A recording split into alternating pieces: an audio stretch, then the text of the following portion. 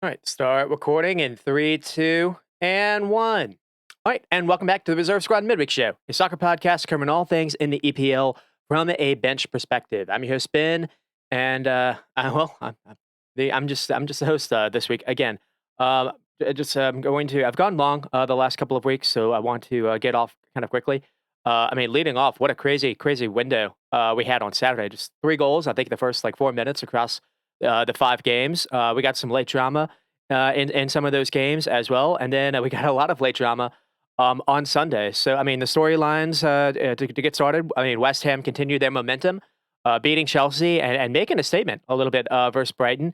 Uh, City and Liverpool do go on to win it late, bit in a bit different in different ways. Liverpool came on to come back and beat Newcastle, playing down a man for probably 70 minutes, thanks to some heroics by Darwin Nunes, which we're definitely going to get into. Arsenal go on to drop points to Fulham after conceding a late goal themselves. And it maybe could have been worse because there was actually, it looked like Adama was in on goal and Ramsdale had to make a pretty big save to stop him. Also, Saliba went to ground and got lucky not catching Adama. And Man United started the game off two goals down and came back to beat Nottingham Forest 3-2, thanks to Forest just kind of losing their head after having the lead, and the Rashford ended up kind of drawing a late PK, and Bruno was able to convert it, and then some pretty good saves by Onana to keep those 3 points, and then Spurs continue to be impressive under Anja Pochettino. And Brentford and Palace have their usual kind of standstills, and then Wolves get on the board finally get some points with the first goal of the season by their signing from last season, Kolasinac. It comes to Everton's expense, who again very similar to the Fulham game. I thought they maybe outplayed Wolves, so they had maybe the better chances. And again, after uh, so many of those chances, there were some like really good saves, but by both keepers, but also still some poor finishing. So that's kind of kicking us off. I'm going to get started right away with Newcastle and Liverpool. The first goal came from Anthony Gordon with a big mistake by Trent Alexander-Arnold. I'm going to get into that a lot. I don't like the way that Klopp's been playing him lately with this inverted stuff. Also, he started the game off really poor, which we'll get into. So it's possible that was kind of in his head as well. There's some history with Anthony Gordon as well. And he actually they went at it a little bit when Gordon was on Everton a couple years back, and then and then Darwin Núñez came on after back around maybe the 80th minute or so, came on and basically won the game for Liverpool. And there were some leading stories even before the game. Before the weekend, there are some Salah rumors out of nowhere. Like a bunch of Saudi outlets were saying that they were about to offer send in an offer that Salah had requested to move. This was quite annoying, but it's also another example that these Saudi offers are going to continue to be a thing, whether they're real or not. And another thing that's kind of annoying is they're able to extend their transfer window 2 weeks after the Europe one ends. So this is going to be a problem, not just for Liverpool, but for a number of clubs going forward. And to be honest, like I was thinking about it, Salah has probably seen so many. He's probably seen like the squad a little bit a decline in some respects, and it doesn't seem. Now there's still time to rectify it, but bringing in Alexis and Sloboshai have obviously been good, but he's seen Henderson and Fabinho leave, and there hasn't really been anyone to come in other than Endo to fill that role of void. And we'll get into this. I don't think Endo is necessarily passed the eye test, at least in that respect. And then another thing going into the game is I think Newcastle were looking out for blood coming into this because Liverpool got the double on them last season, and it was probably not one that they wanted to take last season because Newcastle came to Anfield. They played really well. They got the early goal with Alexander Ishak, almost like basically announcing himself. I think it was maybe even his debut last year. And then it looked like basically, Firmino had gotten a goal, so it looked like it was going to end 1-1. And then after like 8 minutes of extra time, because Newcastle were doing a lot of time wasting last season, and it's funny, it's possible that all of the new rules added in was because of what Newcastle was doing last year to try to kill games out. And Fabio Carvalho was able to kind of break their hearts at the last minute. And then in February at St. James Park, The setting itself felt like Newcastle was set to announce themselves as being real and basically overtaken Liverpool kind of in the table or in the pecking order, essentially. And all that happened was Liverpool scored two unreal goals early in the game, and then Nick Pope got sent off after 30 minutes. And then what was kind of weird is Allison had to make like 9 saves this game. Newcastle relatively outplayed Liverpool, even being down a man. So it felt like they were going to make a statement that day, and it felt like they wanted to do the same thing here.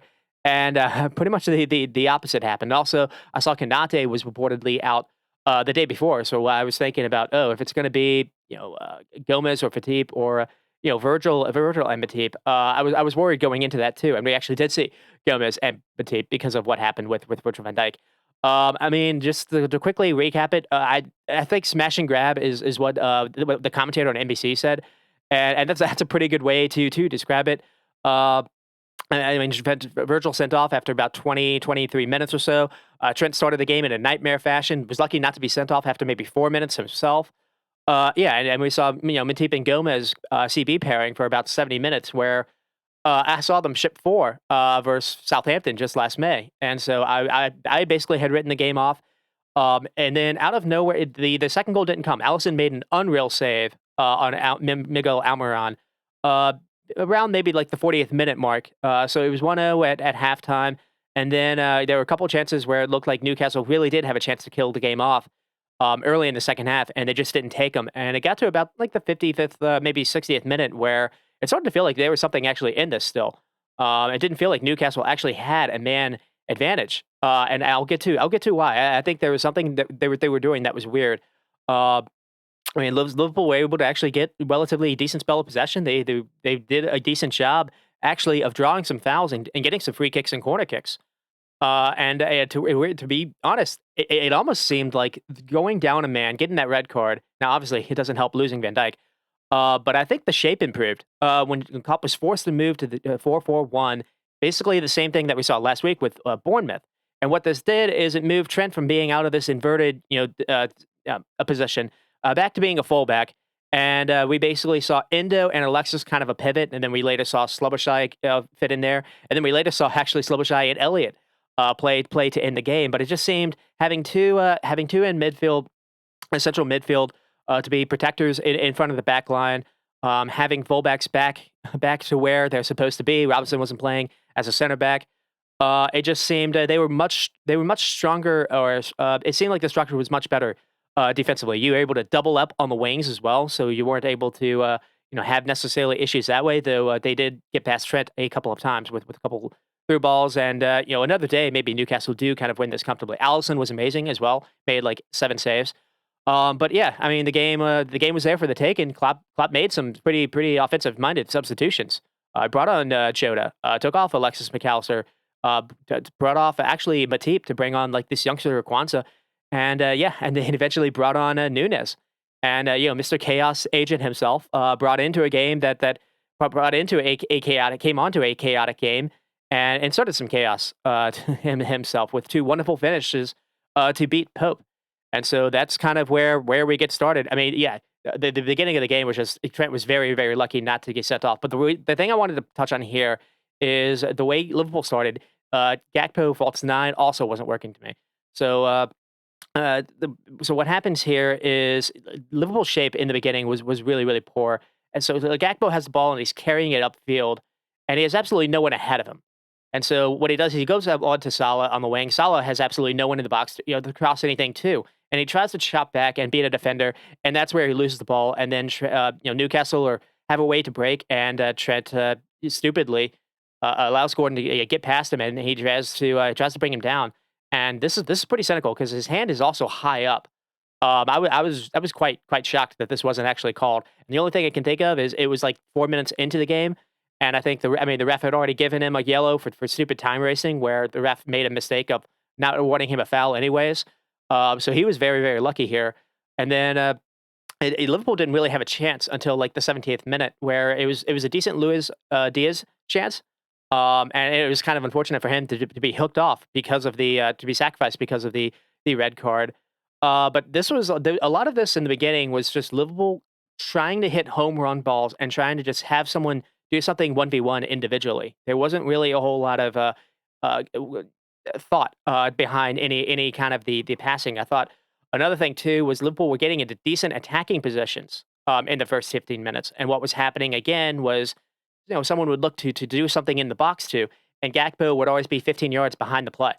I understand Gakpo trying to drop deep to do some link up play, but they weren't looking to do that. They were just looking to go long, and it just was not working. Not coming off. I didn't think Liverpool were patient at all in their build up play. They just wanted to go over Newcastle's midfield and over Newcastle pressing them, and more often than not, they were just giving the ball away. Uh, and then another thing that I noticed was in the beginning, Indo kind of started off as like the lone six, and he was too late to close down on people. There was too much space for him to have to close down and have to cover. And I thought way too often either Joe Linton or Tonali were just skipping past him for fun, which was not good. Uh, so the game did not start off well even before the red card or before the goal. And the goal is an absolute gift to Anthony Gordon. And it just comes from Trent kind of being sloppy in this little inverted role. We saw a little something like this versus Bournemouth last season. So I mean, what happens is Matip wins the ball, he passes it to Salah, Salah controls it and plays the ball to Trent. I mean, maybe the ball could have been played a little bit easier to Trent, but I don't think necessarily on Salah. I think the ball just kind of slips under his boot. He's not really prepared for this, and Gordon immediately pounces, and Gordon still has a lot to do to beat Allison, and he does. And then we'll get to the red card because it happens just minutes after conceding. Um, he tries to stop Alexander Ishak outside the box, and he does get a bit of the ball, but you also, from the other angle, you see he goes through his thigh first and gets contact. And I feel like he maybe doesn't even need to do this because Ishak still has a lot to do to beat Allison, but it is what it is. But I think the player to highlight before this is Gordon again. I mean, he cuts inside and blazes past Trent, who can't touch him, having already that yellow card, and then he threads a fantastic through ball, basically taking Matip out of the play. He also takes Endo out of the play. And I think Matip is kind of worried about Joe Linton continuing his run down the right wing. Robinson isn't in the best position here either to stop Tonali if Tonali tries to make a run in behind, and I think that's what Van Dijk is confused. Van Dijk is in a bad position to start this because he's worried about having to maybe cover Tonali because if Robinson can't get there, and there's just a little gap, and Gordon plays a perfect ball, and Van Dijk does bring him down. I can't really complain about the sending off, to be honest. If it wasn't maybe if there was a case where it wasn't called, and I don't maybe VAR wouldn't have overturned it because it wouldn't have been a ref mistake. You could maybe go that way. And I still think there is contact there. So yeah, I think that was the right call. The only thing I was thinking about is maybe with Konate playing instead of Matip, maybe this wouldn't have happened.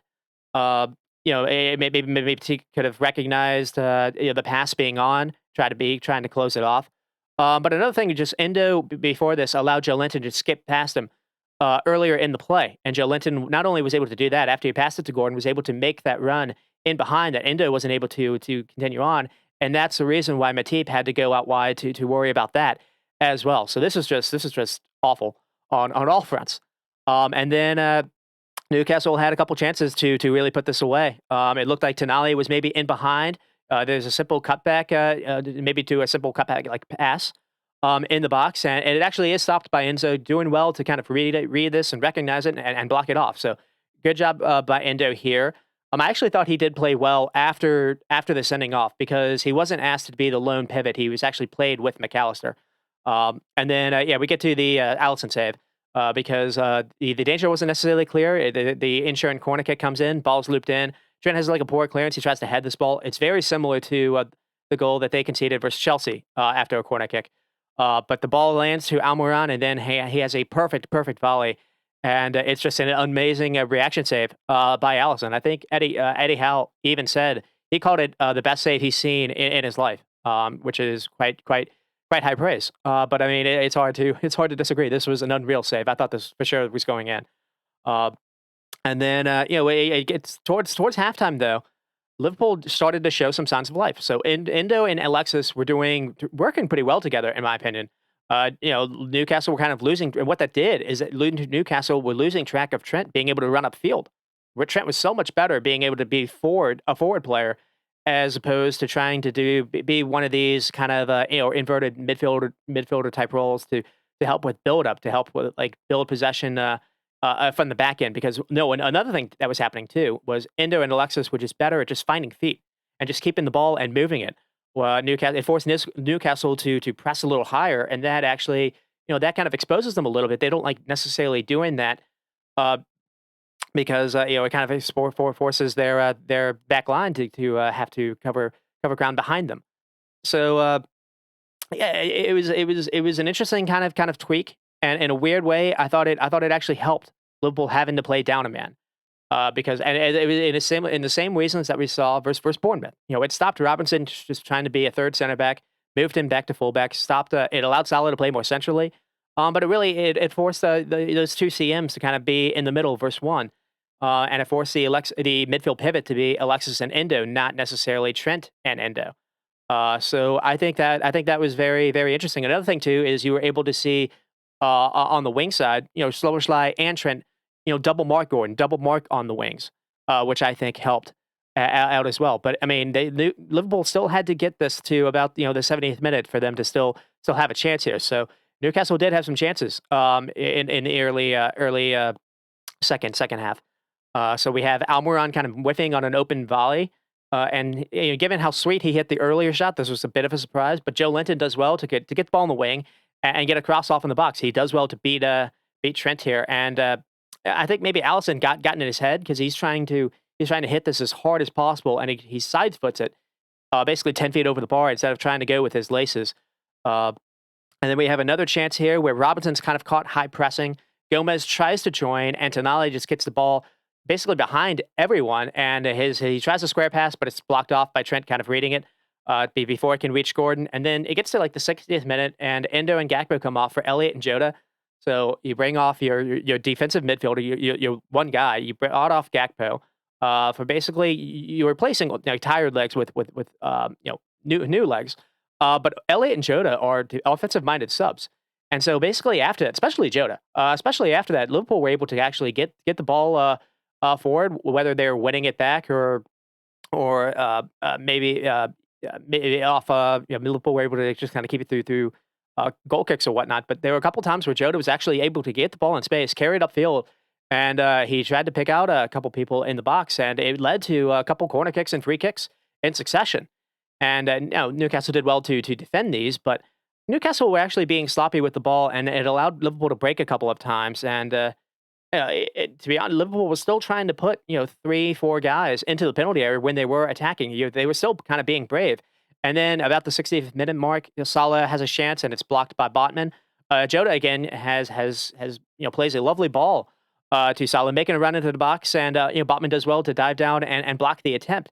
And then this was maybe the chance for Newcastle to really win it. And on another day, this probably does go in, where now Almiron nearly scores a Matoma-esque goal that we saw last week, where he gets the ball inside his own half and runs with it all the way upfield, 60 yards into the Liverpool penalty area. He cuts inside towards goal and gets a shot off. It beats Allison, and it just doesn't beat the post. Alexis McAllister can't catch up to him. Joe Gomez is too late to react. And Robinson has to deal with Longstaff, making an overlap on the other wing. So Robinson can't really engage. No one's able to get close to Almiron here, and it almost caught them.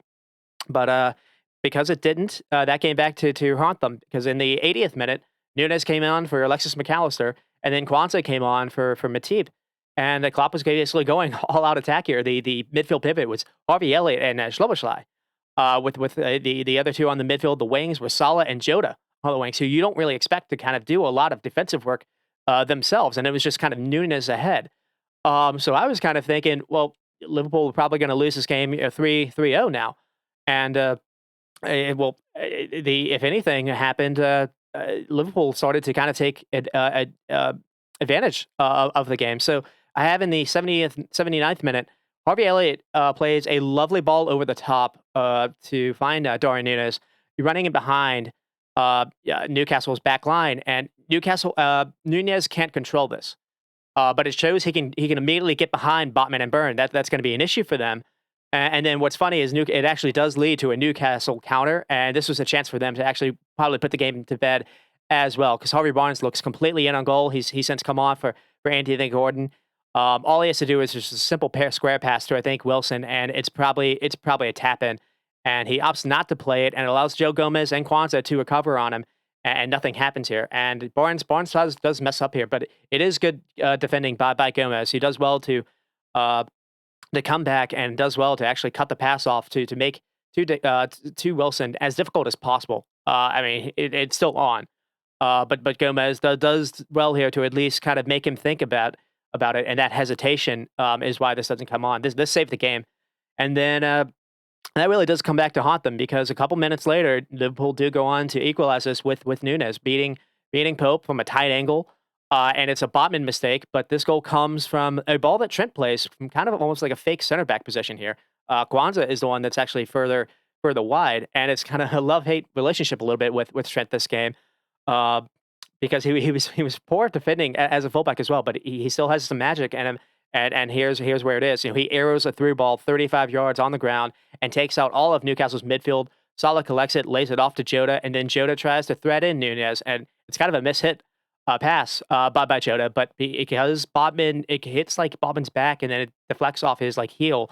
Botman can't recover. It's a mistake, and Nunes is able to pounce on it and gets the ball into the box. And what a sweet finish! It's proper nine stuff.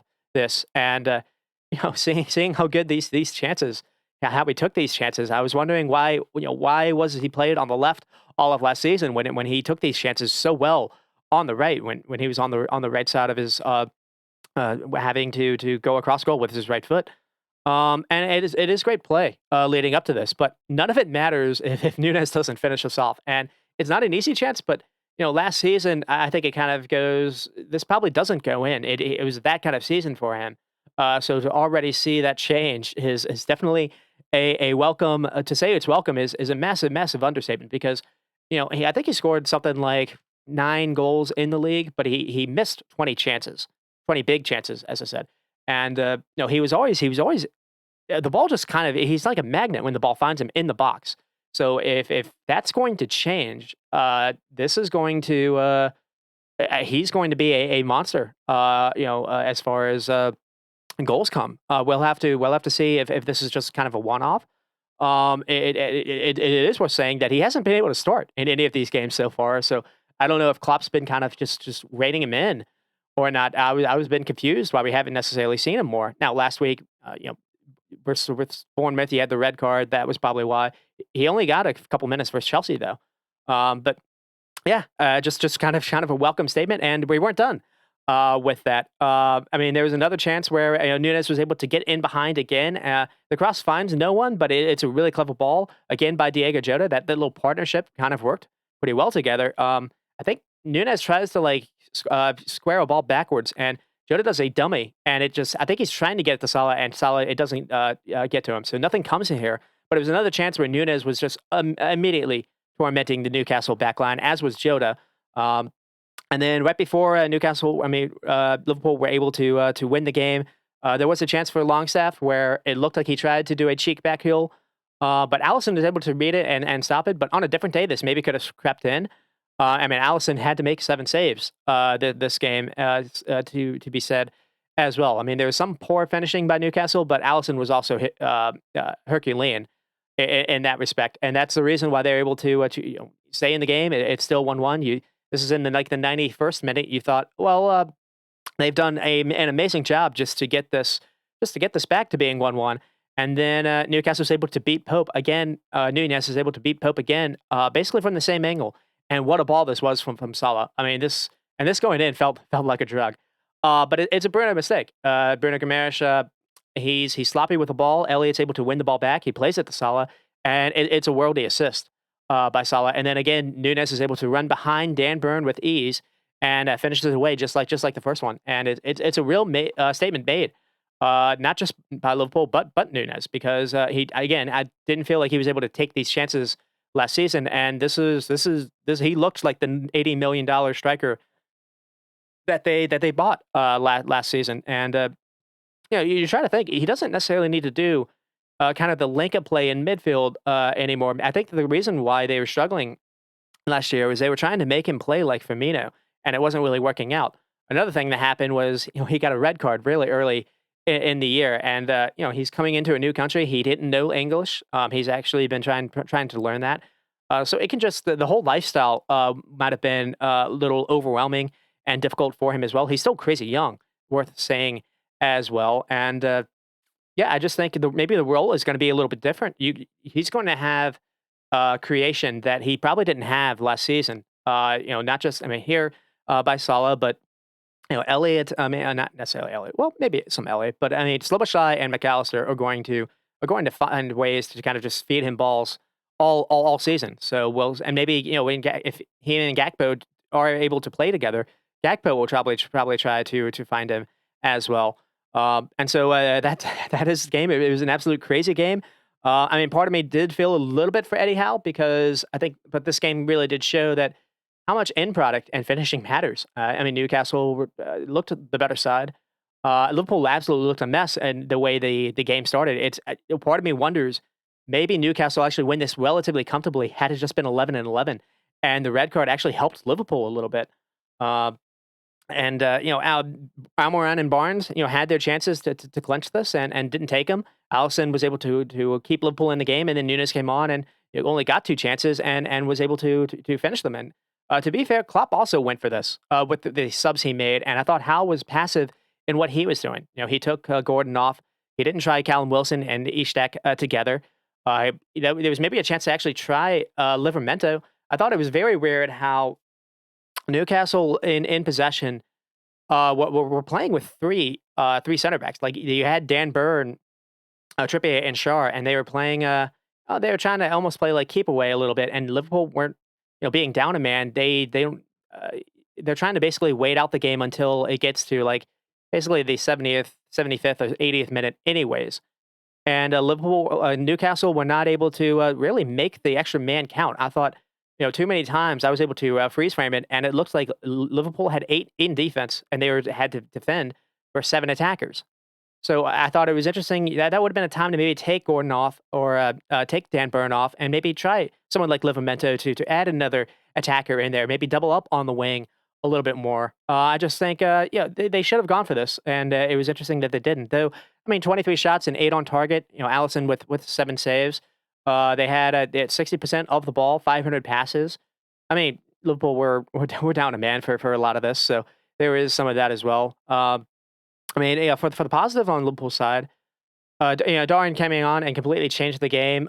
Trent having the mistake and then kind of rectifying it with that worldy first ball, but he really didn't have that good of a game. He was 5 for 14 in long balls, 25 accurate passes with a 65% accuracy. That's not an number you normally see with him, and I think Klopp has basically overcomplicated his role a little bit. But I mean, Szoboszlai and McAllister in possession are unreal and out of it as well. Szoboszlai just seems to have like kind of two lungs, or I guess the lungs of two players, essentially, with the amount of running and distance he's been able to cover in back-to-back games, because this is the 2 games in a row Liverpool have had to play down a man for a little bit of it, and it is just when they're on the ball, the way they were able to, the kind of duels he contested, just the way he's able to look up and find feet. It is so much different than what Henderson offered last year, and so I mean, so that's definitely some reason for optimism. I mean, Salah, through all the noise, gets a very important assist. He also ran his socks off this game, so take that, the Saudi PR campaign to maybe distract him a little bit. We'll have to see. I mean, Joe Gomez came on, and it didn't feel like he lost a header. And then, yeah, Allison was able to keep them in. But, I mean, it wasn't all rosy. I think Konate injury already showcases how fragile the squad is. Again, the DM depth or the CB depth is like Nat Phillips, Joel Matip, or Gomez. I don't think Matip can actually play. Can get starting minutes in significant games. He really does worry me. He had a really poor preseason as well. I think his race is kind of run a little bit, especially in this kind of new 3 at the back. You're playing Trent out of position where that right center back has to go out wide and deal with stuff like that. That I don't think Matip is that kind of player anymore. I thought it was interesting to see Kwanzaa come on. We'll have to see. Maybe they have something prepared for us with him. Him being so young, but we don't see what he's like training. Maybe maybe he's ready to kind of step up. But other than that, I am surprised that they've gone into the year not really looking at the center back crisis and to not really beat a dead horse. But this team, it feels very close to being a contender and yet far away without having a proper defensive midfielder that can win the ball back, cover distance. Uh, and that's really the main thing. Indo seems to be pretty good at contesting duels when he's actually in position, but I don't think he can cover a lot of distance. And the way that Klopp set up his team, that Liverpool is so open, you have to be able to do that.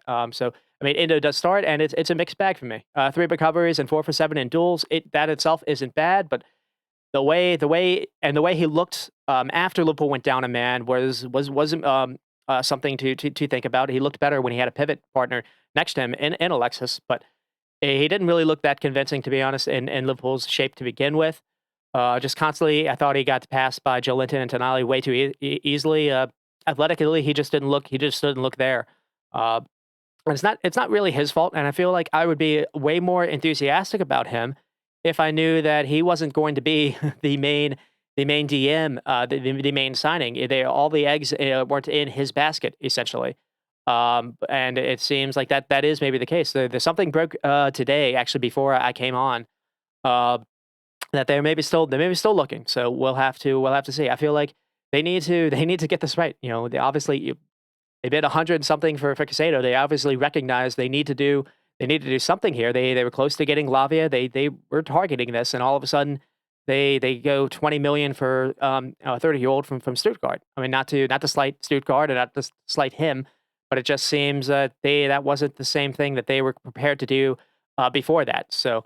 In the beginning, I heard he was maybe going to be kind of like a Milner replacement, someone to bring in, that's a veteran, that can play, that can do a job in either pickup minutes or in maybe Europa games. But it seems the way Klopp's been speaking, maybe he's going to actually be the main feature. So that is a little concerning to me. Especially another thing, I kind of wanted Newcastle to make a statement, just kind of give Klopp a drubbing where he'd wake up and realize he still needs some help here, and instead, the opposite happened where the vibes are really really good again, and this brings me kind of similar to where when Liverpool beat Bournemouth like 9-0, where I think like the ownership was in the stands that day, and what happened after that is no midfield help, no signings were brought in other than Arthur, and that turned out to be well exactly what you would expect. And so I mean, the thing to maybe touch on is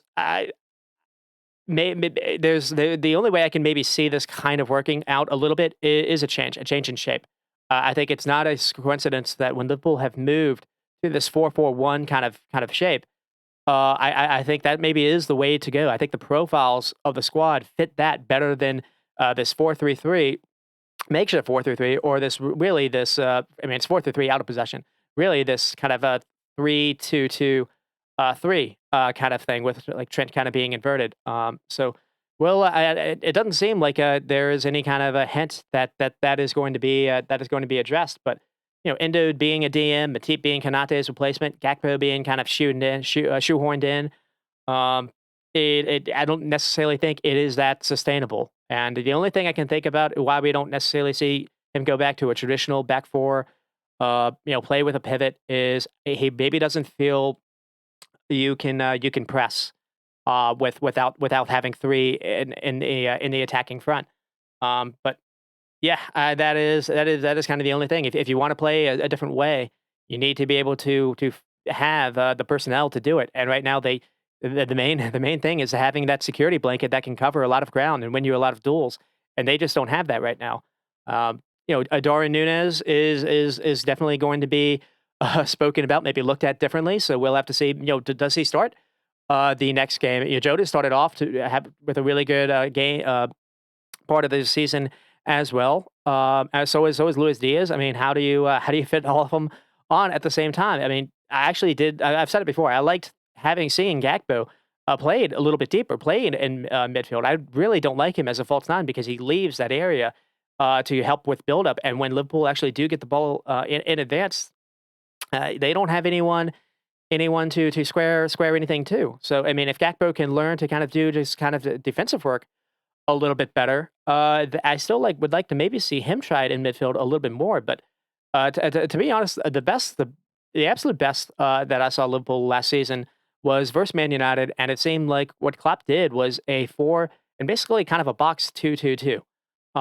So he had Salah and Nunes kind of played together, and then he had I think it was Gakpo and Elliott in the other, and then you had like I think it was Fabinho and Henderson in a pivot. So it was weird how we actually didn't see any of that after that when Liverpool had actually won the game 7-0 because the very next game Klopp went back to playing 4-3-3 with Gakpo I think in false nine, and all that ended up happening was they lost to Bournemouth that very next game. Um, that's the Liverpool kind of side of it. With Newcastle, there are some positives. Anthony Gordon had Trent on skates, and the only thing I think was it was interesting how he was hooked when he was. But kind of similar to what we saw versus Man City, is it seems Newcastle lack number 10 or a specialist to kind of break teams down that have set up against them. It's much different when you're able to kind of press and be high energy against teams. When they're trying to kind of play out from the back and making mistakes. When teams aren't really cared about that, when they're kind of set up against you, how are you able to break them down? It just seems the last two games they have struggled with that. The last two games have been Liverpool and Man City, to be fair. But it just seems maybe they're missing that, and maybe some lack of control a little bit. It just seems, and they're close. It feels like they're close. They're right there to contend in every category, but one. They it doesn't seem like they can pass the ball like other teams at the top, and I don't know if that's a Nick Pope thing. As good as he is, as a shot stopper, is that an issue? If it's something at the back, I do think Dan Burn is a big issue for them. I mean, the second goal happens after Botman goes off injured, and Burns at fault for allowing Nunes to get past him. But it's the second week in a row where I think two teams have targeted Dan Burns out. I thought Man City were doing that as well, and then with Harvey Barnes and Almiron, it is weird how this is another week at where Moussa Diallo for Aston Villa looks amazing. James Madison for Spurs looks amazing, and it seems it's been interesting to see how that Newcastle have decided to miss out on those kind of players, opting for someone like Harvey Barnes instead, especially when you have Gordon looking the way he does. How does Barnes actually get into this team other than being a bench sub? So that signing was a little bit confusing to me when it happened, and after seeing this, it seems a little bit even more. I mean, to be fair, it is early days, and I mean Barnes was in good position to actually win this game, and he didn't play the pass that maybe he should have. And then they did lose Bobman to injury, so we don't know if it'll be Dan Burn, next week. But is this something to really care about? His third game in the season, or is this something that I'm kind of in between here because I do think St. James will be a fortress for them this season. I mean, maybe they do lack a technician or a specialist to play that killer pass. That's what these two games kind of back to back showed. But it just seems it is different for when they're having to dictate the play. They looked uncomfortable trying to set the tempo. Um, and it is weird how after Liverpool went down a man, they struggled a little bit with that. But to be fair, if Allison isn't historically great, maybe Almiron shot that hit off the post, banks in. Maybe the narrative is entirely opposite. So there is worth saying that as well. And Barnes just kind of plays a simple square pass. It's 2-0, to be fair as well. And then again, with the recruitment, it has been good, but I mean, could it be better? I mean, I think one thing you can do is Lewis Hall should immediately play over Dan Burn, or if Botman's injured, Dan Burn has to play center back. Lewis Hall or Livramento needs to play over Target. I guess Target would be the one to come on to. But again, it is interesting how they didn't look at someone like Moussa Diaby or James Madison, or honestly even Dominic Szoboszlai. And instead they targeted someone like Harvey Barnes. So Newcastle have been really good recruitment wise, but it feels like that was maybe a miss. And I do feel like Howe got this game wrong. Subbing off Gordon when he did, subbing off Tonali kind of early, not trying Callum Wilson and Ishtek on at the same time. And it is a big season for Eddie Howe because up to this point he hasn't really had expectations on him. And there could be pressure that he hasn't really felt yet in the job. But I mean, he was competitive here, and he's competitive for City, and won the first game like 5-1. So there's no reason to necessarily overreact. But the schedule doesn't necessarily get easier because you get Brighton next week, and so that is that kind of wrap up. And let's see where we are for time. Not good. And so we'll move on to Man City. And actually, let's pause it.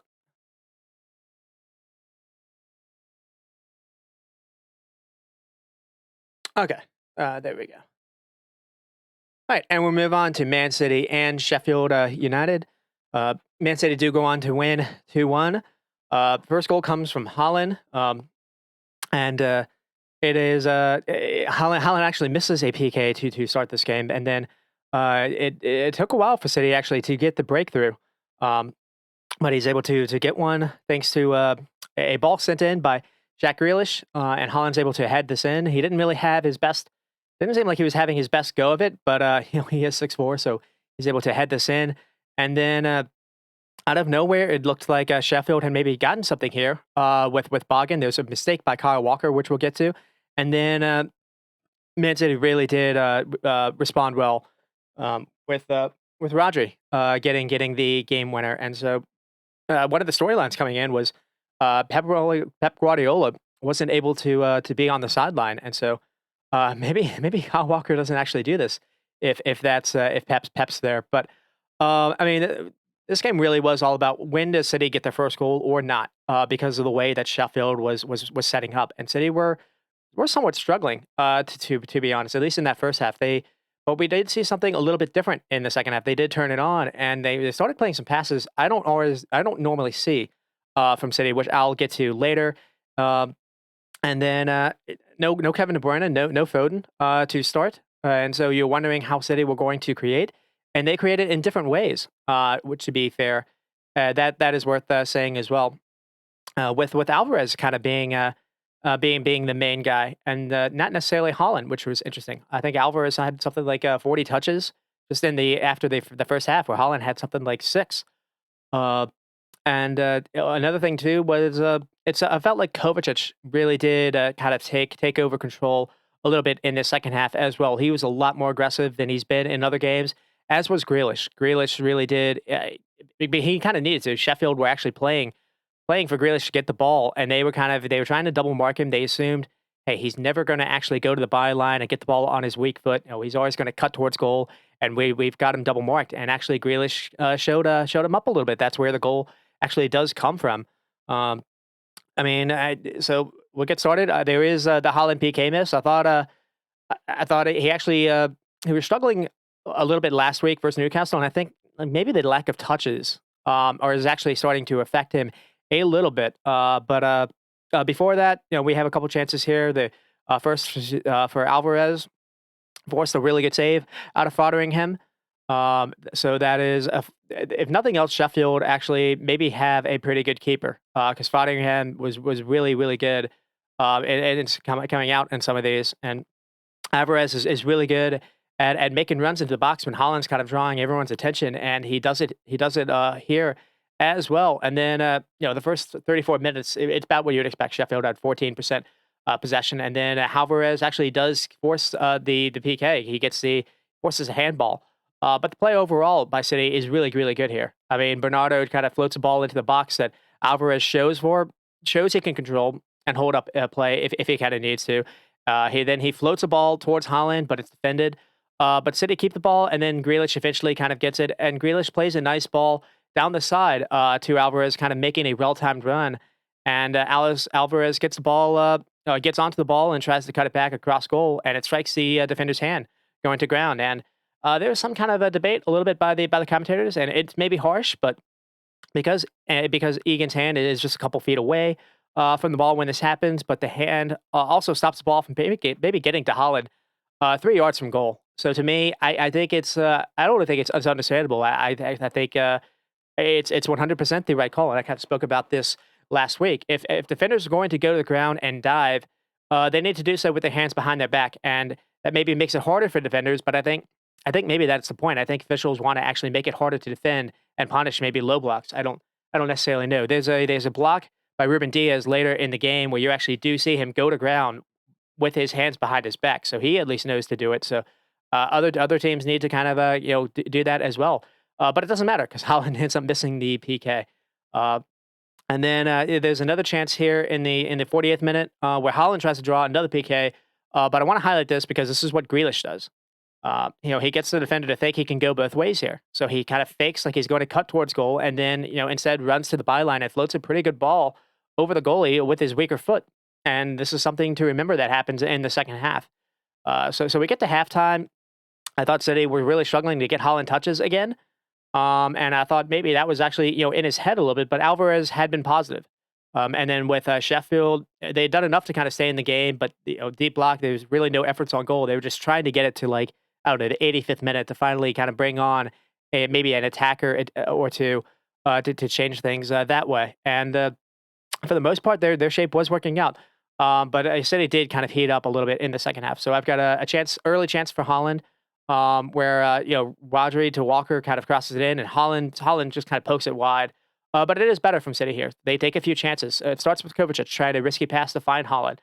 And then when it looks like City might lose the ball, Ruben Diaz steps up to win it back, and then Rodri does well to dribble into the box. Finds Walker free out wide, and then it's Walker's cross that nearly finds Holland here. And Holland does everything right except for just, he gets good contact and just kind of misses it wide.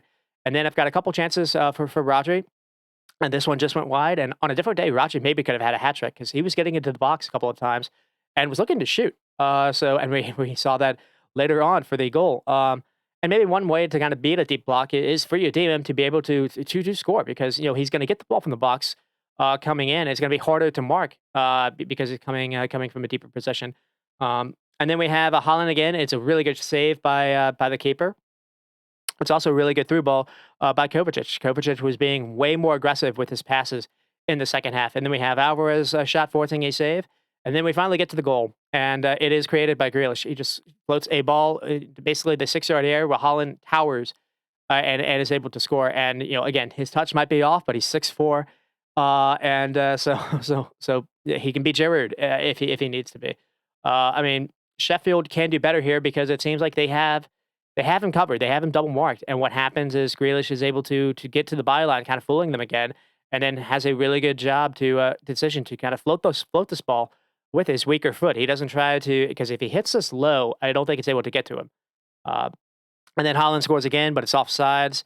And then we finally get to a Sheffield chance. And this it's probably the first effort I think they were able to put on goal. But it's blocked by, or it's not a goal, but it's blocked by Ruben Diaz, and who dives down with his hands behind his back. But it just comes from like a long throw in, and Ederson didn't have anything to do all game, and he kind of screws up here. But first, kind of signs from Sheffield, and we see a little bit more signs. What happens next? Because Kyle Walker makes an absolute mess of things from the start, middle, and end. So Kyle Walker's mistake, he first makes a mistake by trying a dumb back heel to kind of save a corner kick or like win a goal kick. And all he does is give the ball right back to a Sheffield player in a danger area. And then Walker stays on the ground out of bounds. So meaning like no Sheffield player is going to be offsides now. And eventually a shot kind of deflects past Ederson. And Ederson wants McBurnley, who's right in front of him, to be offsides because he's kind of, you can argue that McBurnley is kind of distracting him or in Ederson's line of sight. And no, because Walker's kind of playing him on all the way out of bounds. And Walker just, he sees it when it's happening, and it's just kind of funny. And again, I think he's just thankful that Pep wasn't there for this. And then, but he makes amends, kind of immediately following. But I mean, City just in general, just really got into second gear. I mean, Foden came on right after this, and Alvarez basically got a touch, got a shot, maybe a minute or two later. It's a terrific creation by Foden, a near sudden impact where he's able to just come off. It's a good response by Walker too. He beats a couple players, beats Larucci, and then finds Foden in the box, and Foden has a nice little dribble to get it to Alvarez, and then Alvarez's shot just kind of hits over the bar. But it doesn't take long for City to get the lead again, and it's Sheffield's tying goal was thanks to poor fullback play by City, and City's game-winning goal comes to a very poor fullback play from Sheffield's Larucci. And City do some lovely stuff leading up to this. Some nice touches and movement by Foden, Alvarez, and Grealish before Bernardo Silva tries a cross that nearly finds Holland anyways. But but he misses. The ball looks like it's going to be out of bounds, and looks like it's going to Luigi, who has a step on Walker. I mean, Luigi can do everything here. He can he can sprint. He can kick the ball out of bounds. He can foul Walker. He can do everything works here except what he tries to do. He tries to shield the ball and then basically falls over it, and that just gives Walker wide open to get the ball, pick it up with his head, and he has a chance to have a free cross. He tries to get Foden. Foden mistouches it actually, but the ball is able to just falls right to Rodri, and Rodri just puts it in the top corner with a really really nice finish. And then right out of nowhere, Sheffield had a chance to somewhat get something here.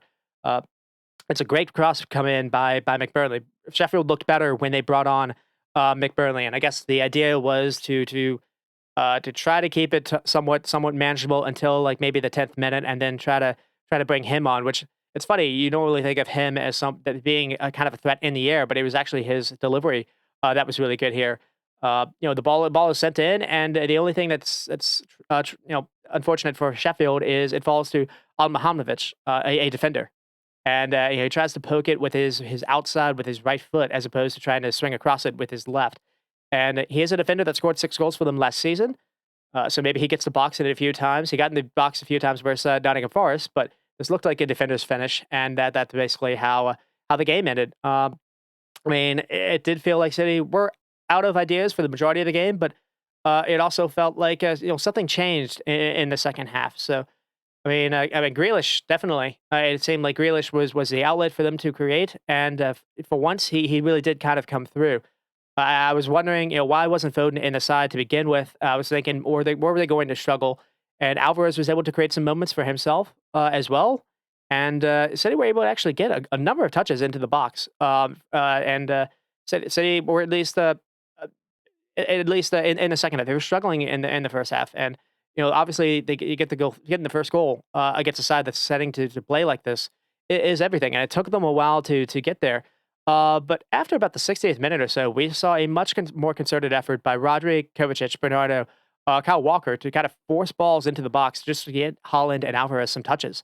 And this isn't usually, they're careful kind of if it's not on, pass it backwards kind of play that we've often seen. So I thought that was kind of interesting to see as well. I mean, Man City 3.6 XG, 30 shots, 9 on target, 18 shots in the second half. They had 5 big chances. I mean, Fotheringham had a fantastic day for Sheffield because this really wasn't close, or it shouldn't have been that close. And so we get to the positives. I mean, Rodri kind of spoke about how fatigued he was before, like last week or so, and maybe he is fatigued, but he doesn't look it. I mean, this is as good and complete a player that he's looked, I think, under Pep. To be honest, like he's already been elite. He's already been considered probably the best DM in the game for a number of years now. To be honest, and it just seems he's added a little bit more, not just goals, but he's added some creative passing to him. He's added some dribble here. He's taking more chances to get into the box. He's making people miss, and he's getting some shots away. But to be fair, doing this also puts a little bit more strain on the body. So for him already saying he's fatigued, how are you going to be able to play him the way that Pep played him last season? Playing every game in Champions League and in the season. I'm not necessarily sure that's the case. And after him, I guess it's Calvin Phillips. And we haven't seen Calvin Phillips yet, so I don't know if the idea is to stick with that. I do think they're actually linked to Fulham's Paulinho, and maybe the idea is that kind of that. Where Paulinho at 30 maybe isn't necessarily the player to. It would maybe be kind of a different thing where the idea would to be have a player that's already established to basically play some minutes for Rodri instead, not just stoppage minutes here and there. We'll have to see. And then no Foden was surprising, just considering how good he was last week. But maybe he had something. There was a bunch of people that were out with illness, so maybe that was worth saying as well. And it ends up working for them. They end up having to do it a little bit differentently. But one thing I was wondering watching this was it felt like this would have been a game that would have been perfect for Cancelo. Uh, it was seeing like someone like Weaker Lewis. I mean, Gvardiol is going to do an overlap run to kind of help Grealish out a little bit, and it just seemed like Sheffield were fine just kind of having 2 men on Grealish. At least they thought so, and it didn't help out there. But it looks like they're about to lose Cancelo to Barca. So worth kind of saying that it's been kind of a bit surprising. He was one of the players of the team. You would have imagined, and then he had an versus Vasella in last October, and then it seems like he's been in the dungeon ever since. But Pep works in weird ways. I mean, for Sheffield, I do think they looked better when McBurnley came on. They've added Cameron Archer from Aston Villa, so that's something to maybe look forward to as well. And Fodenham looked really good for them. And just kind of the negatives, Leverage just makes had a really horrid error to basically give the game away. To be kind of straight up. And another thing we're saying is I do wonder if maybe Sheffield could use another kind of creative player that's good on the ball. I mean, they're not going to necessarily have a lot of possession in a lot of games. So they did decent versus Nottingham Forest last week. But I'm wondering if City aren't going to play James McAtee, would they be against loaning him out? Knowing get plenty of game time, he'd be welcomed back. I'd be interested to maybe see if that move happens, and then we'll move on to maybe game of Saturday. I guess I'll say in Arsenal and Fulham. This game ends 2-2 with the first goal going to Pereira with a big mistake by Saka, but Saka's able to get it back with a PK, and then Nketiah gets it 2-1, and then Paulinho at the very kind of at the very end, like I don't know, 88th minute or so, is able to get it to 2-2, and Paulinho hasn't. This might have actually been his first start this season, and already he's been linked to Man City. Funny enough, but he was fantastic, and we'll get into that as well. I mean, Arsenal so far have got into a bit of a habit of kind of starting slow, which isn't necessarily great, and it happened again here. Not just kind of the conceding. It felt like their passing and movement just they were not really able to kind of create a whole lot versus Fulham, at least in that first like 20, 25, maybe 30 minutes, and then things kind of did heat up a little bit later on after that, but.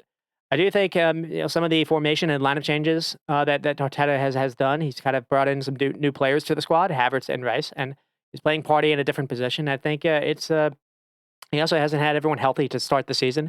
Worth saying that as well. We did see Jesus come on in the second half, but there's it's not necessarily the end of the world, but there's something to kind of think about there, and they did drop points here, but and they won't be happy about this result. But I think something to be very positive about is how good Fabio Vieira did coming off the bench, and basically because he looked out like he was on a mission to stake a claim to get into that starting 11 spot. You've lost that shocker role. Who's gonna fit into that? If it's not going to be Declan Rice, if you're not going to play Partey and Rice together in midfield, if you're going to try this Partey right back kind of idea, if it's not going to be Havertz, right not him. It doesn't seem like Arteta's playing Smith Rowe, so maybe Vieira kind of sees this as an opportunity. And man, did he make a certain claim for it at least. And then so did Eddie Nketiah. To me, Eddie Nketiah has done more than enough to. Even with Jesus back, I think he should be the main starting striker for them going forward. Uh, and why not? Why not put some faith in this guy? I said last week I can see him scoring 17 to 20 goals if Arteta actually does trust him all the way through. Because to me, he's always making the right runs into the box, and that's not easy to come across. And he can finish. He's got some end product to him, and I don't necessarily think his touch or passing is necessarily that poor. I don't necessarily think he has a poor work rate off the ball. To me, he's quite complete. And the only thing I'm thinking about is maybe he's just an academy kid, or maybe because they've had him at the youth level. He's not seen as someone that's a little bit more exciting. But to me, end product is exciting, and he's offering that.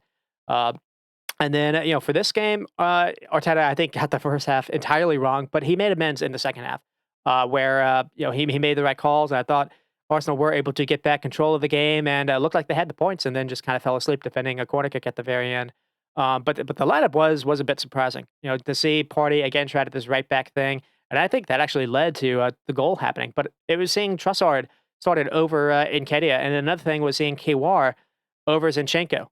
So I was a bit surprised by that, and then it seems like he's trying to find a way to fit Havertz in, and it hasn't necessarily worked out. And then for Fulham, Paulinho was able to start, and then Calvin Bassey was started for them after Tamim Ream had a red card last week, and Fulham had to suffer through that again. Liverpool and Fulham have had for the last 2 weeks have had to deal with red cards. I mean, the first goal came with a Saka giveaway. I mean, Ramsdale allowed a possession, and then Pereira was able to score. But Party starts out here as a right back, and I think it's confusing. This inverted stuff is confusing just to watch, and maybe it's confusing for players on their own team because I think Saka thinks Party is going to be in that space, and what he does is he slides into midfield while Saka has the ball. Ben White moves to the right side after Party moves, so there's really no one in the space that Saka ends up passing the ball to.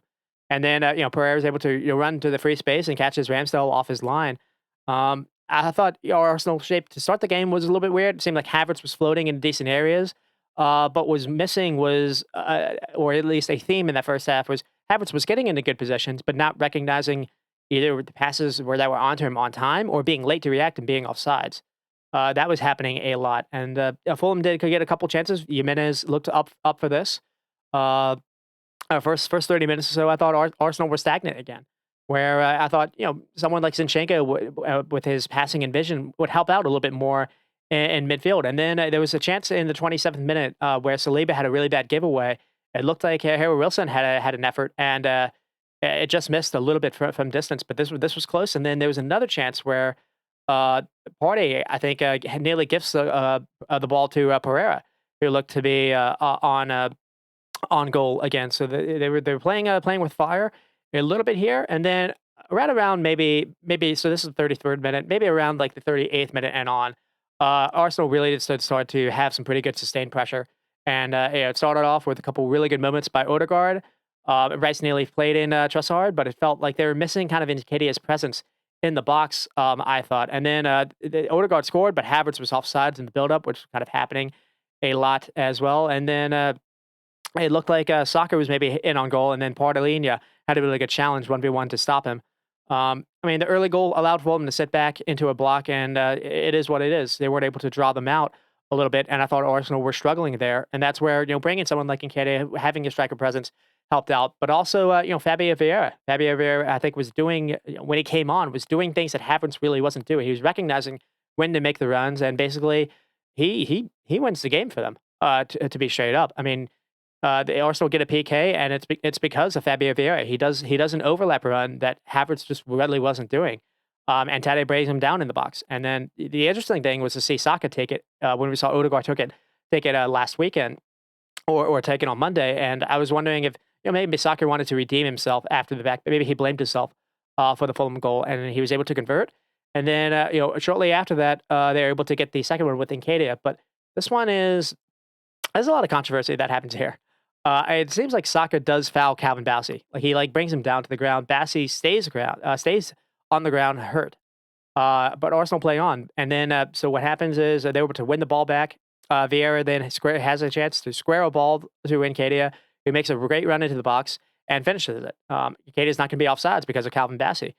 Kind of similar to what we saw versus Man City. But in the build-up, I think what's weird is, or in the build-up, is worth saying as well that Vieira's ball over the top to Saka before the Bassey was really good too by Vieira. So two instances where Vieira was doing well. And then the only thing I'll say here is Leno has the ball with in his hands after the Bassey injury.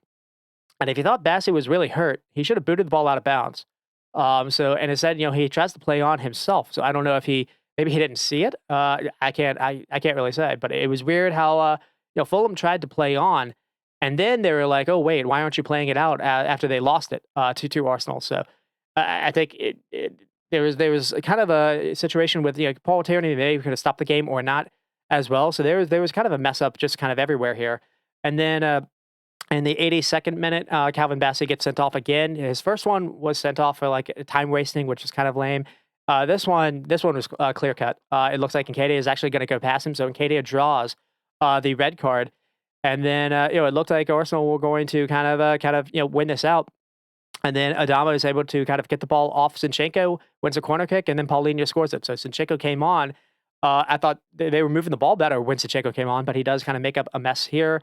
Paulinho is able to score because they don't necessarily mark him, and then Adama in extra time It looks like he was in on goal, and Saliba goes to ground in the box, and the only thing I'm thinking about is Adama, maybe just didn't see it. Maybe he had tunnel vision. I don't know, because I think if he goes down, this probably is called.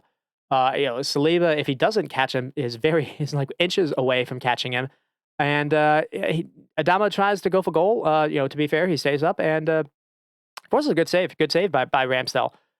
So there is worth saying that as well. And then towards the very end, Atlanta had a pretty good stop to stop Vieira having a pretty good shot from distance to really cap off a special performance coming off the bench. But this was a wild game. It reminded me a ton of the Southampton and Bournemouth games last year, last spring, where like it was like a sense of desperation, almost like by the manager and players. It's only week 3, so I mean, this game felt like a title clinching game in April, to be honest. So from that respect, it was a lot of fun to watch. But it was one of those things where I feel like Arteta has outsmarted himself, but maybe trying to be too clever here by shoehorning Havertz in the side, but playing Party in a position he's not really, it's not really known to him.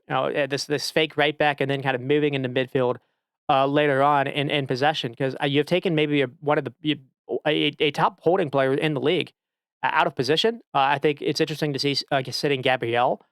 You're playing Ben White back at center back, where I feel like he's actually learned to play right back over the years, and I feel like when he's able to get forward, that repertoire with him and Saka has been pretty good. And then another thing, sitting in Kadia when all he's done is produced, I thought that was a bit surprising. And maybe you're doing it for minutes, maybe he was tired.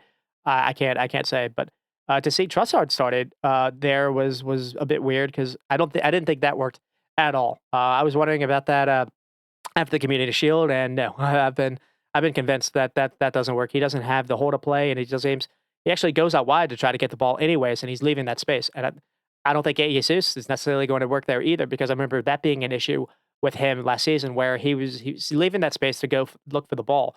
To me, Nkadia recognizes to actually be a pest towards center backs, to recognize when to make that run into the box, which I think Arsenal needs.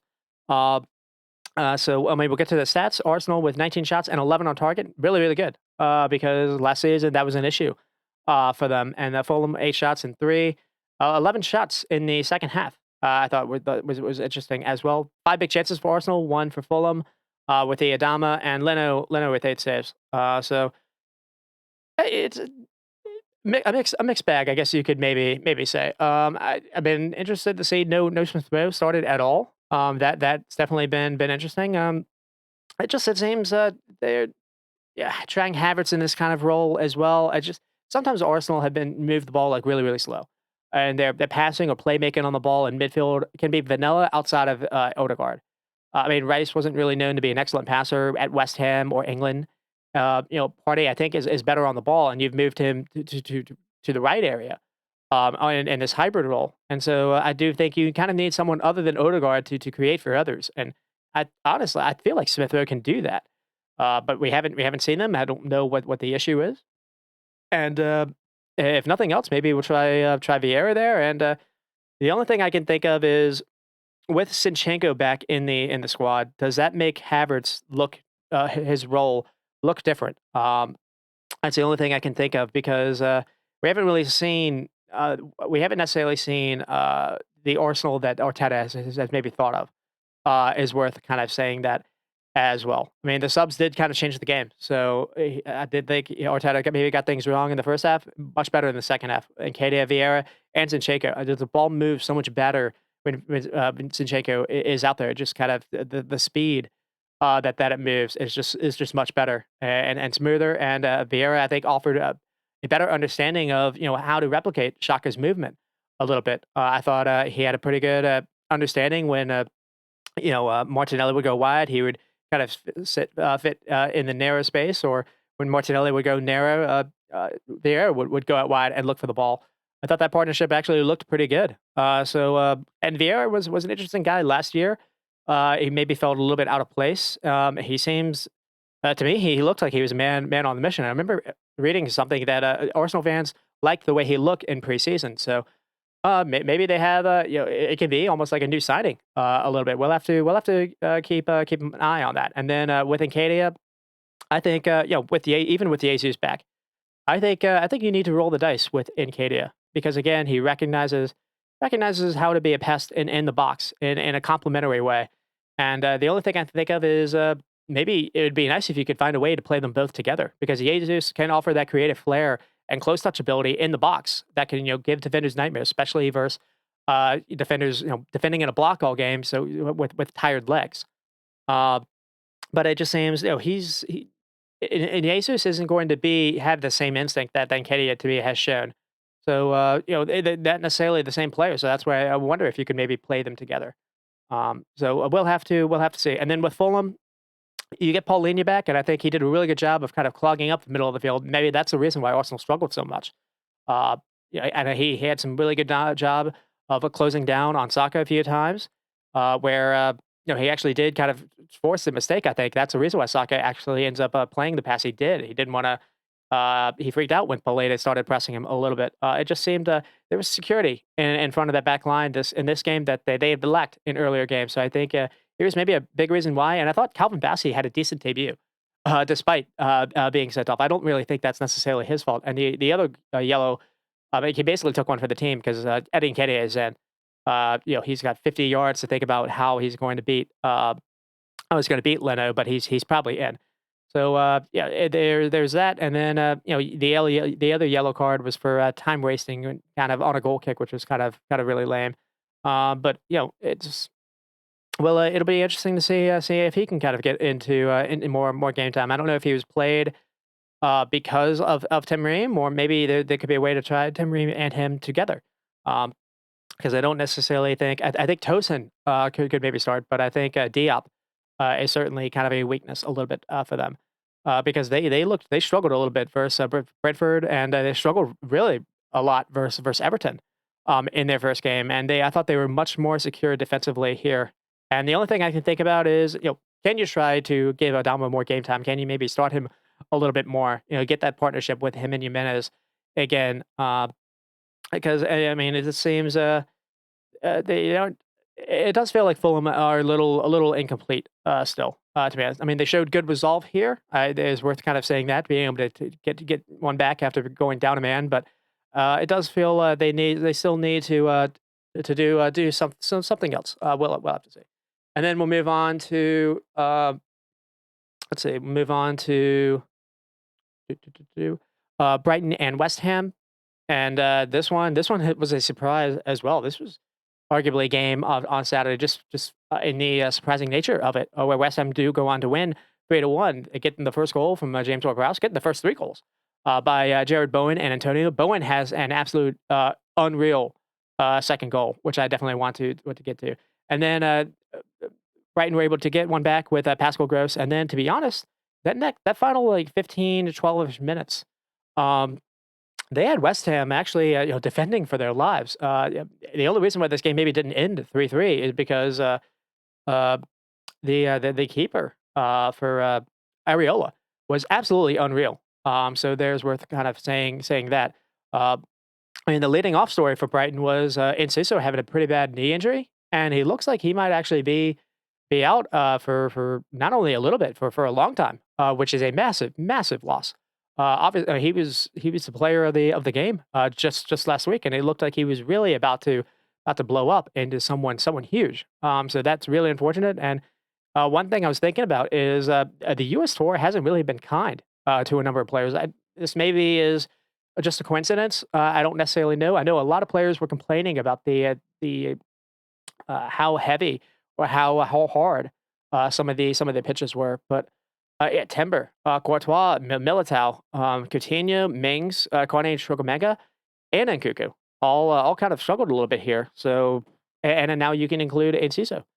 Uh, so without him, you got to see Ferguson get his first start. Him and Welbeck kind of played together, and then with West Ham, their two signings got a debut. So we got to see Alvarez start, and James Ward-Prowse. And Alvarez, what a debut it was for him, because he was asked to play in midfield, but also basically man mark Evan Ferguson in the box, which is not an easy thing to do. And he did as good of a job as you could probably suggest. But I mean, to get started at West Ham came on and made a statement early, because Picado was able to kind of feed Antonio into the box, but the shot is kind of hit weak to the keeper. And then I think in like the fourth minute, Antonio tries to take everyone on Brighton on, and he does well to dribble into the box, but he kind of loses all of his energy to square a ball to. But Brighton looked very vulnerable out of possession. Gilmore, Gross, and Milner were just, ugh. Also Webster.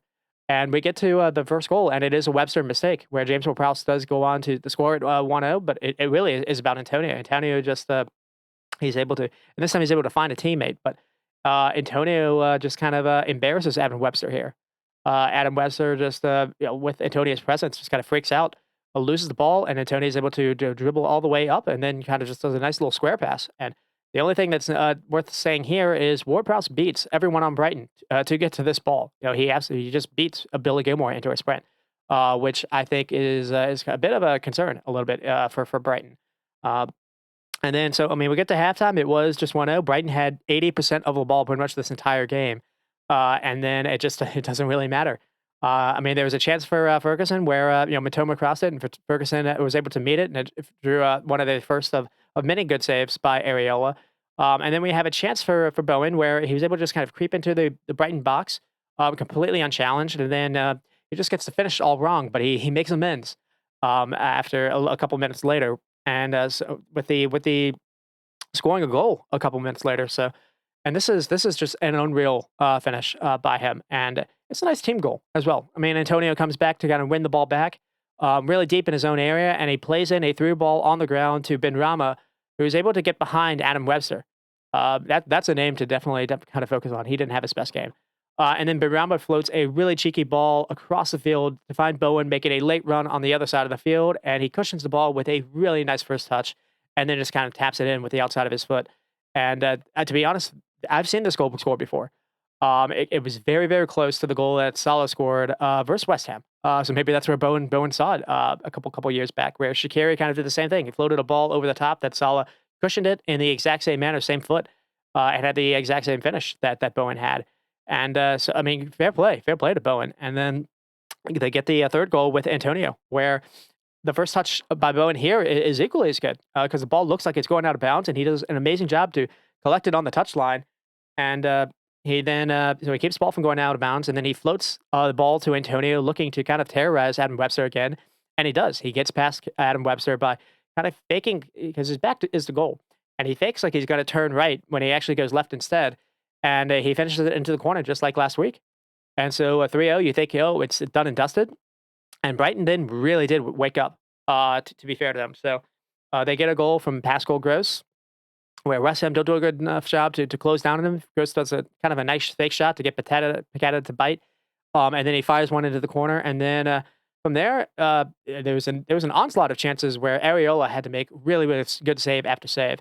I mean, there's a chance by Veltman where Yao Pedro had the cross, and Veltman connects on a volley and forces an unreal save. And then there's a good chance by Ferguson here where it's another well-struck hit that forces a pretty good reaction save by Areola. So, again, this game easily could have ended 3-3. West Ham did only have 20% of the ball. They were able to score 3 goals, so that doesn't really matter. And for Brighton's sake, I think they look really good in every single aspect but one. And it's just this game showcased the back line can be got at, and the midfield, they don't have the midfield security that they had last season, but really straight up a Milner, Duncan, Webster together at the same time is a vile back line. I think at a minimum, Veltman needs to start, and I think you've brought in someone like Ugo or Julio as a center back because you weren't able to get Colwell to come. You might need to start seeing him more. I mean, Webster was good last season for them, and he's a good passer on the ball.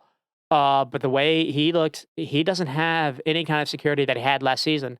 And I don't know if that's because of Milner being a problem. I think I don't really understand why Milner is actually even starting games for them, to be honest. He might be a good passer on the ball as well, but he watching the way he was at Liverpool, it doesn't seem like he's gotten any different. To be honest, it seems like he loses his legs after about 15 minutes or so, and even before then, he's just really easy to run behind. Anyways, he's 36 or 37 years old. Give the guy a break. Maybe bring him on to finish games for you. Give him 30 minutes. Try Pascal Gross is what they did last year, or Veltman. They need to do something else. If Lamptey is not going to work, you need to think that, or maybe try to think of someone else to bring in I know Spurs don't like jet spins. Why not try that? But that right back issue is really really poor for them, and especially because it's him and Veltman, and that is or him and Webster, and so teams are going to be able maybe able to get at Brighton a little bit. And Gilmore and Gross in midfield isn't necessarily secure either. So as fun as they are attacking and going forward, there's some little red flags here. Now they still have a chance to kind of rectify this a little bit. They have been linked to at least I think a deal has been agreed to, but I don't think it's official where they've tried to bring in that defensive midfielder from Lille. But until it actually happens, Carlos Balba, until it actually happens, it hasn't happened. I know they were linked to Sambi Lokanga, but again, that necessarily hasn't happened yet. And right now, I don't think they have enough. I do think they've lost too much. They were expecting to maybe have Levitt Colwell this season as well, and losing him has been pretty impactful as well. So as good as they've been going forward, this was definitely a red flag a little bit. I mean, 25 shots and 10 on target. They did enough to still kind of get something here, but six big chances for West Ham, with saying as well. And just you can as good as they are on the ball, if they can if teams can just kind of run at them, we've seen that all throughout the league. That can be a concern, and for West Ham, it only gets better because it looks like they've signed Mohamed Kudus of Ajax, and that's a player that actually Brighton was linked to. And then just it's Bowen and Antonio they look like they found some new legs again. It looks like maybe they had a preseason. Maybe they had a break. I don't really know what it is, but they look really really good again all over again. And then it looks like Areola has fully run the first time job over Fabianski, and he's rewarded David Moyes for doing that because I don't think West Ham get all 3 points if Areola doesn't play. He was maybe man of the match in a game that you won 3-1. And Alvarez and James Ward-Prowse have already started to look like really good signings. So lots of good vibes for West Ham. When I was starting to be a little bit of a doubter, and definitely signing Kudus to add to that. The only thing is maybe they're not passing it enough. I think I saw Alvarez only completed like 6 passes all game, or maybe it was 8, and that seems way too low. And what was the actual number? The number was quite low. Yeah, they had 141 with 68% accuracy. I mean, they were playing to play, to defend without the ball. They were, if it wasn't on, just kind of kick it long, so you can stay in your good shape. And they were very good defending without the ball.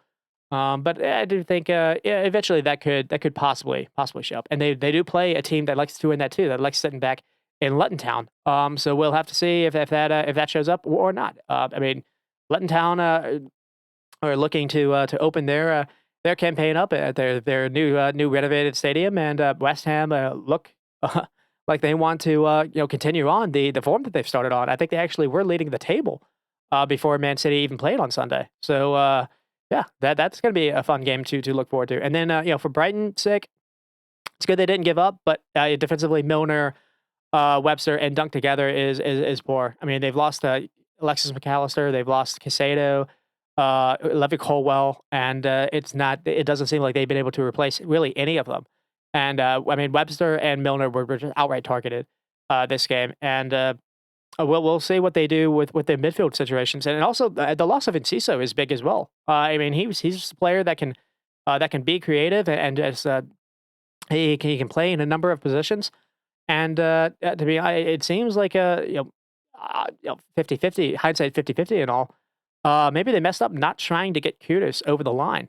When it looks like West Ham has maybe beaten them, because I know they were linked to him in the beginning, and I don't know if they try to do anything with him or not. I mean, they aren't necessarily lacking for attacking options, but Enciso was kind of special a little bit. He offered a little bit something different. So it's a shame that that's happened, because not only are Brighton not going to be able to play him and allow him to do what he does. Fans aren't going to be able to see him as well. And then Newcastle next week, and it feels like it's a monster game for both teams, because which team is able to bounce back I mean, neither team necessarily played horrible in their loss. Maybe both teams were unlucky, you could say, but we just saw Brighton kind of be basically out physical, pretty big, and you've got Tonali, Joelinton, and Bruno coming at you. Can they bully Brighton in the same manner? I kind of feel like they could. And then on the other side, Matoma Fun versus Stan Burn, I think would probably be a matchup that Brighton would lick their lips at. So we'll have to see. And then we move on to Chelsea and Luton Town. Chelsea go on to win 3-0, basically getting let's see how we're doing at the time. Basically getting 2 goals from Sterling, and then they're able to get the third from Jackson. And so lots of positives here for Chelsea. I mean, Sterling has basically been kind of their star all season. Is worth kind of saying that. I thought Malo Gusto looked much better than he did versus West Ham. I think he was given a little bit of a different role. And Jackson gets on the score sheet. Also, Caicedo debut, and he played well. And it seemed like Enzo had a different role.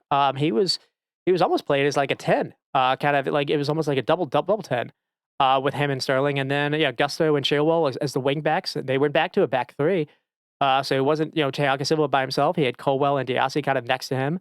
And yeah, it was just overall, it was better shape from Chelsea. But that said, I think it was only 1-0 going into like the 60th minute or so. So I mean, Chelsea did start off well. Sterling basically was announcing himself very early because I think in like the 4th minute, I mean, Thiago Silva kind of plays a forward ball to Enzo. Enzo quickly turns and finds Jackson, and then Jackson, carries it upfield and then finds Sterling out wide. And Sterling makes a couple men miss, and he tries to cut back in the box, and it's just kind of blocked off. But early intent is shown here. And then we have a chance in the 7th minute where I think it's like a corner kick, but Sterling kind of gets the ball bounced to him, and he has a terrific shot, and it's hit right at the keeper. That's the only kind of negative. I mean, the keeper even catches it, which is kind of an amazing save. But a minute early on, Sterling was showing he was going to be a threat, and then we have Enzo kind of getting a shot in the 14th minute, and it's a really nice ball over the top by Levitt Colwell. Finds Jackson making a run in behind Luton's back line, and then it's a decent chance at the end, and then we get to the Sterling goal. We had the earlier effort blocked, and here he just kind of runs through Luton's penalty area and then finishes. I mean, he gets the ball outside the box, and he still has a lot to do here, but he's able to dribble his way past 2 Luton players before kind of passing it into the side net, and he's really has been the bright spot under Pochettino. And that was really it. It was kind of an ugly game, at least that first half. It seemed like Luton Town were really reliant on good delivery from wide areas to get to their 2 front players, and they just weren't really getting it. There was maybe a moment where Carlton Morris was able to kind of run upfield after Diassi lost the ball, but he was blocked by Colwell. And the only other note I had was, at least in that first half, there was actually a lot of sloppy touches, I thought, from Nicholas Jackson.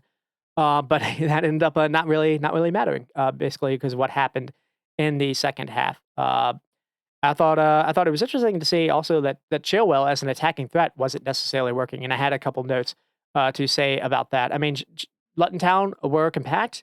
They only had 30% of the ball. That was kind of expected, but Chelsea hadn't really threatened them that much. And then a couple chances really did fall their way, and then Luton Town had a chance. So this one was really big, where it's just a complete giveaway. Chilwell is in on goal, and instead he tries to pass it to a teammate instead of shooting from like 8 yards out. And there's a good back heel from Jackson to kind of set Chilwell up here. It's a good play by him. But, and I think someone from Luton Town does get back to block it. But Chilwell has a chance to just completely kind of pass us in. And, maybe it's on his weaker foot, so maybe that's why he doesn't do it. But, if Chilwell's going to be played in this kind of attacking role where maybe he's not just asked to be kind of a wing back to kind of just cross things in, maybe he's going to be more centrally. Could someone like Ian Matson do a better job? I don't know. It's been interesting to see them give Lewis Hall away to Newcastle because I feel like this would maybe suit him a little bit as well. And it doesn't seem like they rate Mark Cucurella, so I've been a bit surprised a little bit about that. And then there were a couple efforts for Jackson.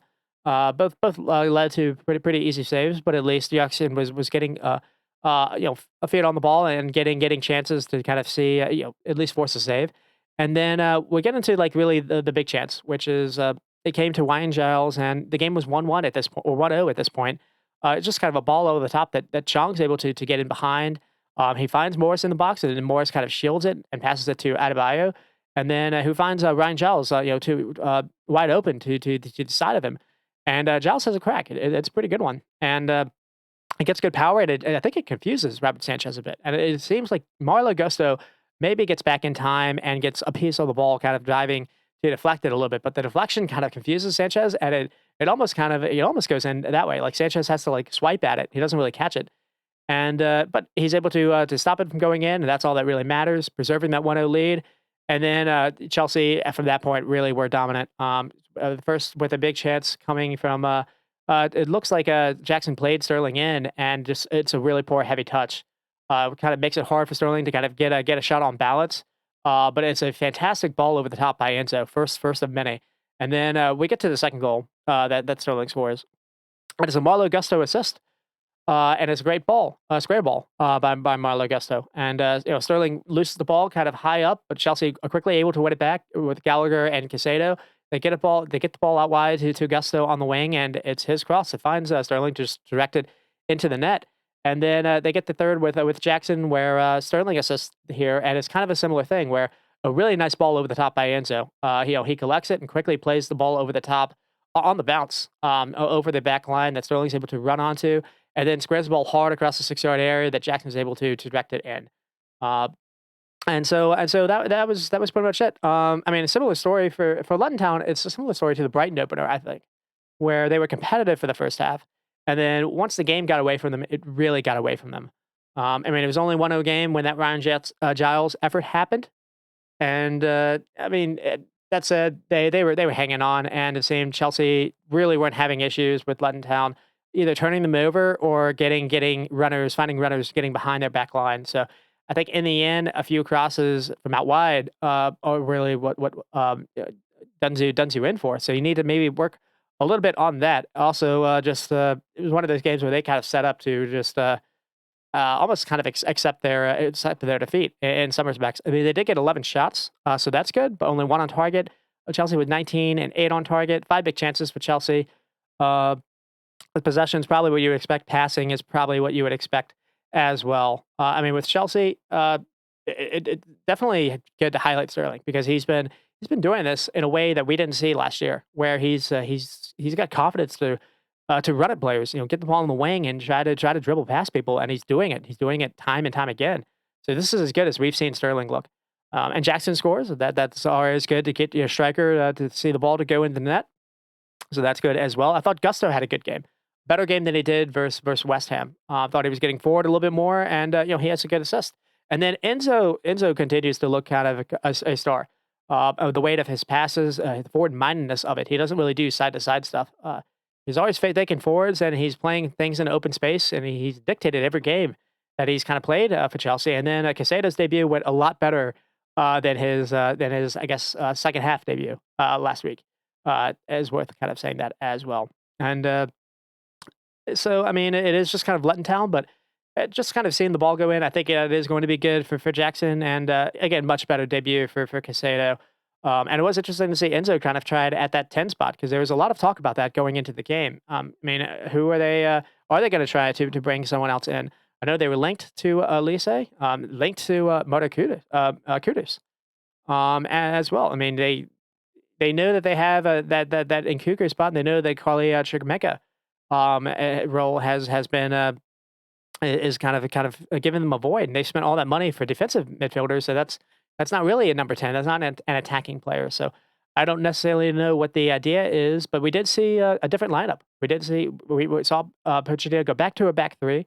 I don't know if that was to protect Thiago Silva. I mean, Luton Town were playing with basically a 5-back with wing backs, so maybe the idea was just kind of copy them, but it went with a back three versus Liverpool the first start of the year. So I have imagined that's actually what he's going to stick with. And maybe by doing this, you can play Enzo and Sterling as kind of like double tens. You have Jackson running ahead of him, and that's kind of the idea until they get Nkunku back, because it doesn't seem like they can do that 4-2-3-1 or 4-4-2 kind of thing that they were trying to do before. But I could be wrong. We'll have to see. And then for Luton Town, I mean, they've been competitive in every game till like the 60th minute, and it seems like they're getting worse as the games go on, which is not ideal. 11 shots versus Chelsea is good, but only one on target. And I mean, this is just simple defensive errors that they're making in some of these games. And so, I mean, you have West Ham coming into you, so I don't necessarily know if it gets easier, especially the way the form Antonio and Bowen are on. So good luck to them, I guess I'll say. And then I'll move on to Manchester United and Nottingham Forest. United go on to win 3-2 after spotting Forest 2 goals. Awani and Bowley get the first two for Forest, and then Ericsson gets one back, and then Casemiro, and then Bruno PK.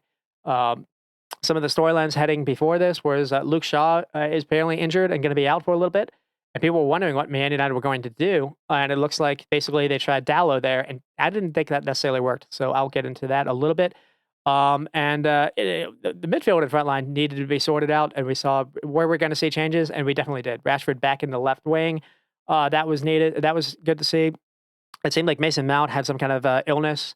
He wasn't able to go. So that allowed Ericsson to play next to Casemiro. And while in some areas it was better than what we had seen, but in other areas they were still really easy to run past. And so I still think it made it out a bit of a work in progress. But I don't know. I mean, and we got to see Martial. Martial was played at striker with Rashford, and then they took Martial off and brought in Sancho to kind of play as a false nine, which was interesting to see as well. And then with Nottingham Forest, again, we don't see Anthony Elanga. We don't see him till very, very late.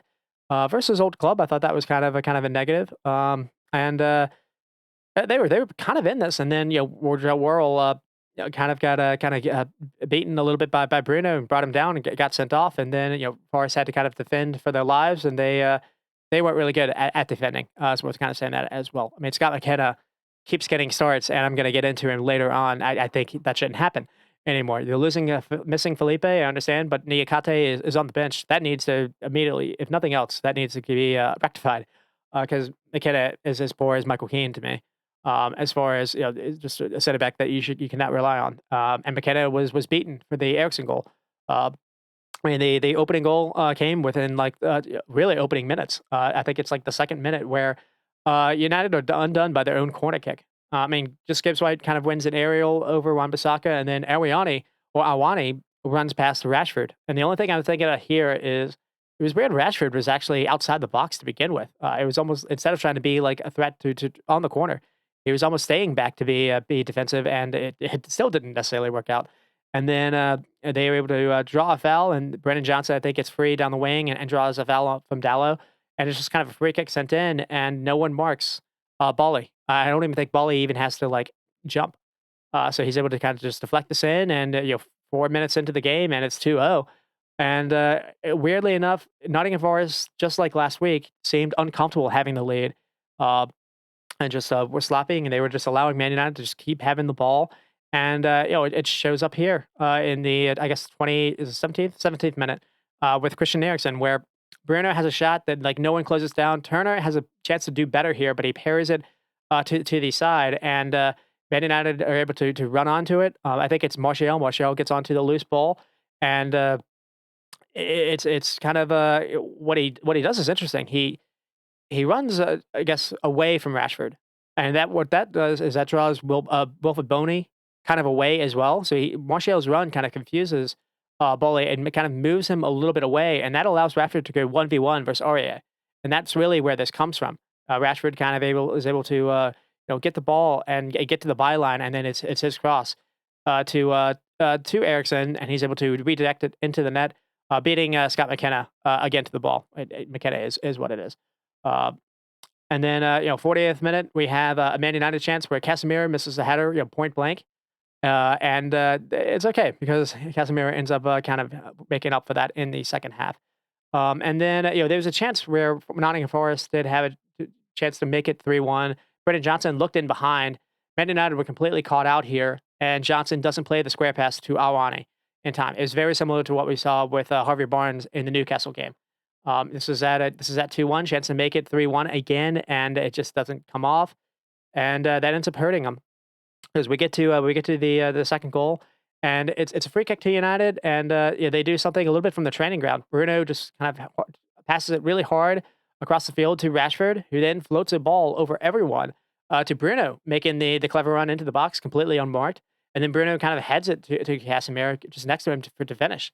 and it's a FIFA-like goal. It's really nice, but it's also really, really bad defending by Nottingham Forest. You get caught ball watching not only when Rashford gets the ball, they don't mark Bruno and they don't mark Casemiro at all, and it's just really easy for them.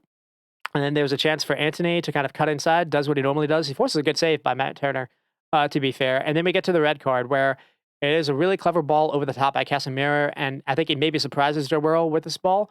But Sancho has come on at this point instead of playing for Martial, and Sancho kind of moves to Worrell's right side. And I think maybe Worrell's kind of thinking about Sancho, and that allows Bruno to make a run behind him. And Worrell just is caught, and he brings Bruno down. And I don't think there's any questions asked about this one. And then a little bit later, they get the PK to end up to get that third goal. And Rashford just kind of beats Danilo. Rashford, yeah, gets the ball on a short corner kick, and his quick movement to get to the byline basically creates 2 goals for United here, and it happens again here. It's soft, but Danilo draws contact, and Bruno is able to then beat Turner off a pace with the PK. And then a couple chances for Forest late. They would have forced a couple decent saves by Onana. There was a bully effort, and then Anthony Elenga was able to square a ball into the box, and again forced a decent save by Onana. And I don't get why we didn't see Anthony Elenga earlier on. I figured he would have, if any game would have been, he would have been up for it. It would have been at Old Trafford, but oh well. And it's the second game in a row that Nottingham Forest, get the early goal lead and then look weirdly uncomfortable with it. And they allowed Man United back into the game by being switched off, allowing Rashford to get behind them, and they fell asleep on 2 set pieces, to be honest. And then it's for Man United's sake, they weren't lights out, but it's certainly good to come from behind, and especially in a game you concede 2 cheap ones. Is worth kind of saying that as well. It was good for them to see Rashford back in his, I guess, preferred position. But defensively, they still looked really vulnerable to me. And versus a better team, I think they would have been in trouble again. So because it seems like they're really easy to run through at the minute. But there's nothing to be negative about now. The XG was 2.8 for Man United, 1.2 for Forest. Shots was 18 and 9 on target. 5 big chances for Man United. Matt Turner had to make 7 saves. Forest was 9 and 4. Passing is probably what you would expect as well. Much better passing this week. There've been a couple games where Man United were about 340 back to back, and this one was 548. So I don't know if it was a Christian Eriksen effect or just Nottingham Forest are worse than Spurs. Probably a little bit of both. And then for positives, Rashford and Bruno back to being their best. And defensively, I mean, you only give up 2 goals, and one was on your own corner kick, and the other one was kind of I guess maybe not defending a set piece. But I do think they were lucky here to play aside as Forest because I didn't think Diego Dallo had a good game, and no Shaw for a little bit. Do they dip into the market for a left back? I have seen Mark Cucurella links, and I've seen people kind of side eye this. I think this would work, and I think this is almost exactly what they need: someone that can play inverted in midfield and be next to Casemiro, because Casemiro needs extra help in midfield. But also because it seems like Lautaro Martinez can cover out wide if that needs to be. But it just because it just seems Casemiro needs help, and also Dallo was just at least Brendan Johnson was getting behind him for fun. So and then they need help here. I have seen Tagliafico has been mentioned as well. Former player, I guess, for Erik ten Hag when he was at Ajax. So he likes targeting his former players, and maybe that's the idea. Instead, but they need to do something. And also, again, I don't really know necessarily what you can do with this. Eriksen Casemiro midfield didn't necessarily look better than the Mason Mount and Casemiro midfield. And to be fair, we haven't seen them with Højlund yet. Is worth kind of saying that as well. I mean, Arsenal coming up soon. It's either next week or the game before after that. So, do we see? I think it actually is next week. Do we actually see Martial try it again, or do we just see Sancho try it as a false 9 instead? And then with Nottingham Forest, the second week in a row you've blown a lead. This time you had a 2-goal lead.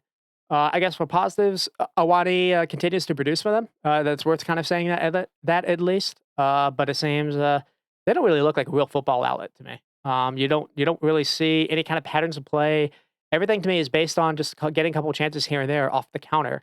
At 3 games in a row, Elanga hasn't started, really hasn't seen a lot of game time. I find that kind of puzzling because, one, Brennan Johnson has been linked to Spurs, and you've been playing him every single week. And then 3 games in a row, McKenna has started, and I think that immediately needs to stop.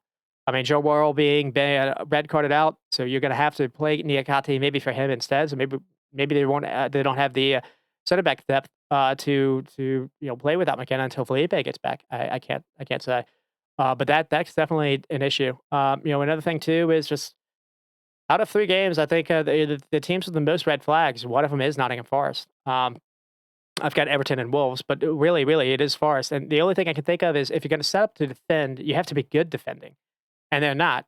Maybe when Felipe comes back, that'll improve. I mean, last year they had Remen Lodi, who actually was a really good fullback for them as a loanee, and they've lost him, and they also had Keylor Navas last season, and it sucks to say, but Turner so far hasn't really shown he's at Navas's level yet. I do think Nottingham Forest have made Dean Henderson an official player, making that official. So maybe the idea is when Henderson returns to health, he'll actually will overtake Turner. We'll have to see. But that is there's still some worry signs I think for Nottingham Forest. And then we'll move on to Bournemouth and Spurs. Bournemouth, I mean Spurs continue to be fun. Winning this game 2-0. I mean there was a chance to maybe that this game could have been a slip up after that big win over Man United. And James Madden was actually a question to start, and he was fantastic. So he gets the first goal, and he was really good for them again. And then Kulishevsky is able to get the second one with a really nice square ball by uh, Udoki, the fullback for Spurs. And I mean, Bournemouth, it was kind of similar to what we saw versus Liverpool, where Bournemouth started out really high pressing and trying to cross some errors. They were able to get a couple mistakes versus Liverpool. They got a couple of mistakes early on. Here there was maybe a mistake that led to a corner kick, and then really they just they kind of got switched off a little bit. There was the Madison goal came from Basuma kind of doing a really nice spin turn, and then he times it's a real time run by Madison, but Sarr gets the ball and Sarr has a really nice through ball. But it's just everyone I guess is looking at Richarlison kind of being like, well, "What are you doing? You're not really making any kind of run." And then Madison kind of just runs behind him. I don't necessarily know if this was meant or if Richarlison's kind of being lazy, but it's a really good run by Madison because Richarlison is kind of confusing people, and it's a really good finish by him as well. And then there's a Sarr chance created by Son's run, but he scuffed the shot here. And then there was a little controversy a little bit on this play. So it looks like there's an obvious foul on Semedo, and it goes uncalled. Madison then plays Richarlison, has a really nice ball to play Richarlison, who looks in on goal. But Richarlison kind of takes a weird touch and can't really get the shot away. But it looks like the defender falls on the ball and his hand touches it. So I was kind of surprised they didn't look at that for maybe a PK. Otherwise, Richarlison does kind of look a little foolish here. There was a good recovery by Rothwell, but Richarlison, I feel like maybe if he's got his confidence going, he probably does finish this. But this play kind of summed up Richarlison's day. He does really well to get into the possession, and then it didn't necessarily come good for him. And it seemed like he really struggled holding on to the ball in the second half, and that's maybe I don't want to necessarily a negative, but that is maybe the thing to highlight with Spurs, where it's the only reason why you don't necessarily take them a little bit more seriously than you should, because that midfield three of Madison, Sarr, and Basuma is really good.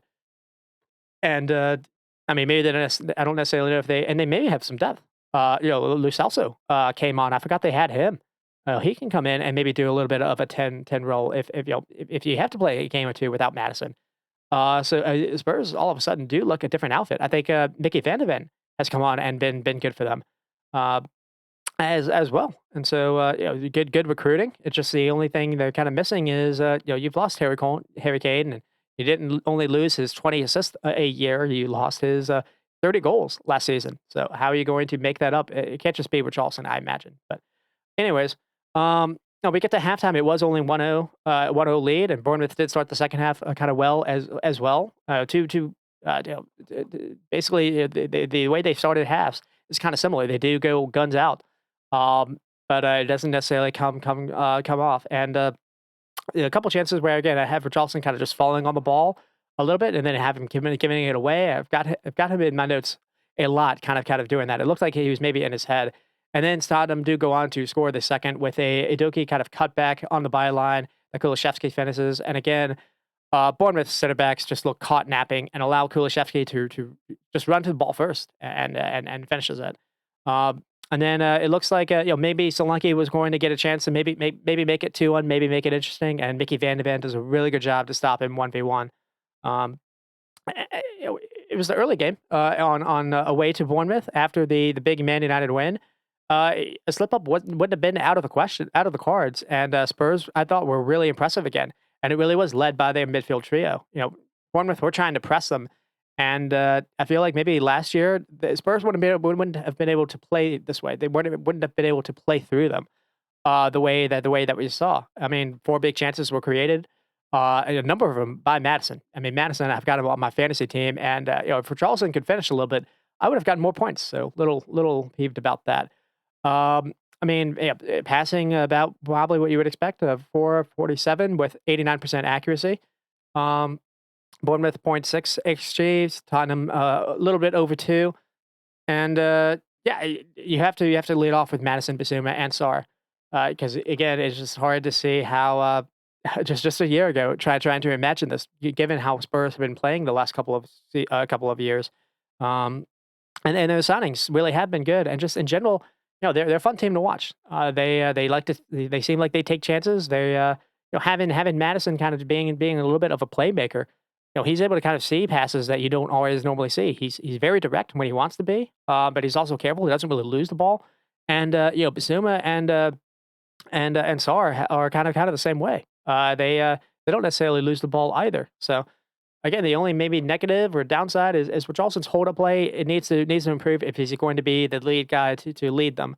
But other than that, you don't really have anything negative to say about Spurs. Other than it's not really a negative. The only other thing to add is their coach Agne Pochettino. It feels like he could maybe be in the running here for being the kind of guy everyone falls in love with. It seems one year there's someone that fits that void or that fits that role. Last year obviously it was Roberto De Zerbi. The year before it was probably Potter. You could maybe say, and here it seems like he's got a lot of things to be in the running for that. 'Cause they play really entertaining football, and he speaks about giving players freedom to express themselves. And he's also entertaining in his presses. He's got a good sense of humor that seems to come across.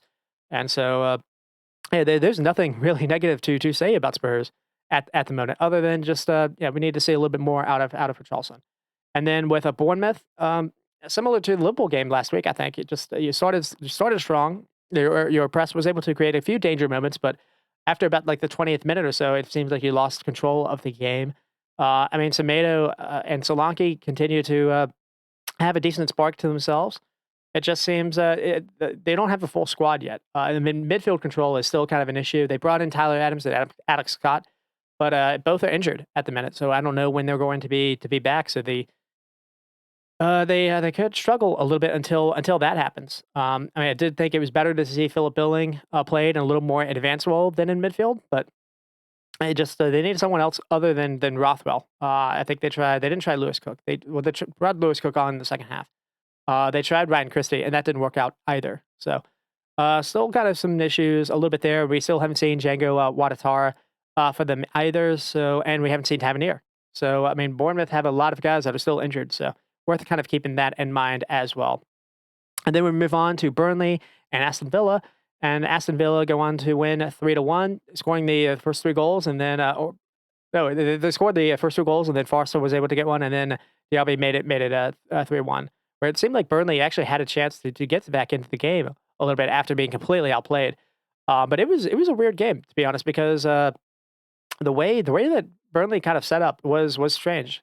It seemed, or the way that Aston Villa set up, because it seemed like Unai Emery kind of game plan specifically against us. So it looked like he set up his team to play off the counter from the start.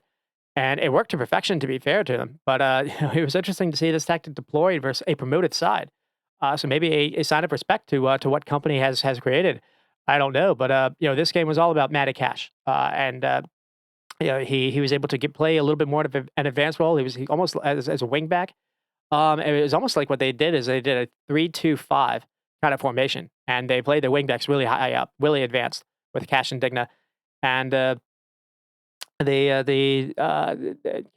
was able to get 2 goals, and then also, Diaby was able to have some freedom and was really good as well. But, there were a couple there was a theme that happened in this game that I wanna highlight because on a couple of the goals because it kept happening over and over again, and I think that was another thing that, Emery, I guess, maybe told these players to do, and it kept happening. I don't know if they saw it as something in the game tape, leading up to this or not, but it just kept happening, which I'm going to get into. But we get to the first goal. They scored by Cash early on, and just Villa kind of win the ball back. John McGinn does a really well job to control this here. He has a hard pass hit to him, and he does well to control it. And then he looks up and plays a ball over the top to Watkins, making a run, behind Burnley's back line. And then from there, Watkins is in, and he takes kind of a heavy touch, to be honest. But it's okay because he's able to still get to the ball, and he's able to float it over the keeper. Is it trap? Over the keeper coming at him, and Cash just kind of making a darting run and is able to slide in before kind of going into the post. And it's a fantastic ball over the top by John McGinn. But another thing to highlight is Cash at this point is almost playing like a third attacker. And he's looking to make the same run that Watkins is. So it's like Watkins, Liam Bailey's kind of playing in the middle, and then you have Cash. So you have three guys making a run at their three center backs. Burnley were playing a high line, and it seemed they didn't respect their center backs to be able to handle that. And this happened over and over again. And another thing that happened here, which I'll get to, it basically happened on this goal, which it's Cash again, and Watkins gets the ball from kind of a good ground pass by Diego Carlos. Kind of it's good hold up play by Watkins here to collect this and then kind of turn and it finds Cash on the wing. And then Cash plays in Musa Diaby, who runs outside of Cash, overlapping him. And then Diaby cuts the ball back towards Cash, who finishes the chance. But 28 on Burnley is played out of the play by following Watkins early in the build-up. And he's lazy to run back into position. So by leaving that central defense space, he's created a hole that Burnley can't really fill in. And that's basically where the goal happens from. I mean, it's fine to leave that space to kind of put some pressure on a attacker, kind of doing that. But he needs to recognize the sprint back, and he just didn't do that because the goal again happens right in front of him just 20 seconds later. Uh, and then there was a chance for Watkins where they almost score a similar goal to what they did with Cash because again they found the ball in space, carried it. Or again, Cash again found the ball in space and carried it and laid it off to Musa Diaby, kind of running off him. And Diaby does a cutback that finds Watkins, and it's a really good force. It forces a really good save by Trafford. Uh, and then Burnley finally got some life in the 42nd minute by Anduani. There wasn't really much to write about before this, but this was a good effort. He does well to get the ball in the turn and does a little cut to get past Paul Torres, kind of falling for a feint. And then he tries a shot. And the only thing I can think of is there was a small window to squeeze a ball to a teammate top of the box. And it's not a big window, but it is there. It's easier to see from a bird's eye view than necessarily a player's view. But it is the kind of pass that Messi played on Saturday. Now, he's not saying that Anduani is Messi, but it just kind of showed how good Messi is. I guess you can maybe say that because he played a pass like that on Saturday where just kind of the vision to find a window when it doesn't really seem like it's there to play people in. And he instead he tries for a goal and it doesn't necessarily come off. But they are able to get back into the game. A sub, Goodmanson, comes on as a halftime sub and immediately has an impact getting an assist. Burnley do well to keep some pressure on the Villa box, and Villa can't really clear it a couple of times. The ball is eventually floated on to the opposite side of the field, and Villa lose the header here. And then Paul Torres is kind of fooled and bodied off the ball by the goal scorer, Foster, who does well to shield it. And as it bounces, he does turn, and it's a really nice shot. And then Villa looks completely in control for like most of this game, and then after that, Burnley kind of started to rattle them a little bit. I mean, there was a mistake here by Kamara and Robert Olsen. They have a mix-up, and it nearly leads to a pretty big chance. And so Burnley was starting to kind of get into the game, started to get a little confidence, and then they conceded to Diaby. And right when it looked like there maybe was something for Burnley, they fell asleep at the back again. I mean, this goal happens by another really good turn by John McGinn, who completely fools a Burnley player. And then it looks like he's being fouled, but he sees that Diaby is or he sees that Lucadina is completely free, unmarked, making a run in behind. And McGinn makes sure to play this ball before being fouled again. And Digna then is able to just square a ball to Diaby, and Diaby finishes in the corner. Um, Diaby does well here because he kind of holds his run off a bit. And that's the reason why it maybe goes unnoticed. But another thing, number 14 has to worry about both Diaby and Cash kind of making a run in behind him. So that's the reason why he can't really charge after one or the other. And Villain kind of hit them with the same move over and over again. They found a way to draw that third center back out of position. John McGinn did it here. And what happened is, once they were able to do that, they were able to exploit the space that that center back had left by crossing the ball into that area from out wide, and they did it over and over again. Um, and then it could have been a lot worse. I mean, there was another chance for Watkins where kind of the same thing happened. Villa had two of their three center backs trying to poke the ball off McGinn, and McGinn is able to again feed Diaby the ball in time, and then Diaby kind of sprints past everyone, and he has a square ball to Watkins, who is also unmarked. And the only reason Villa don't really get a fourth is because Trafford has a really good save again to stop Watkins.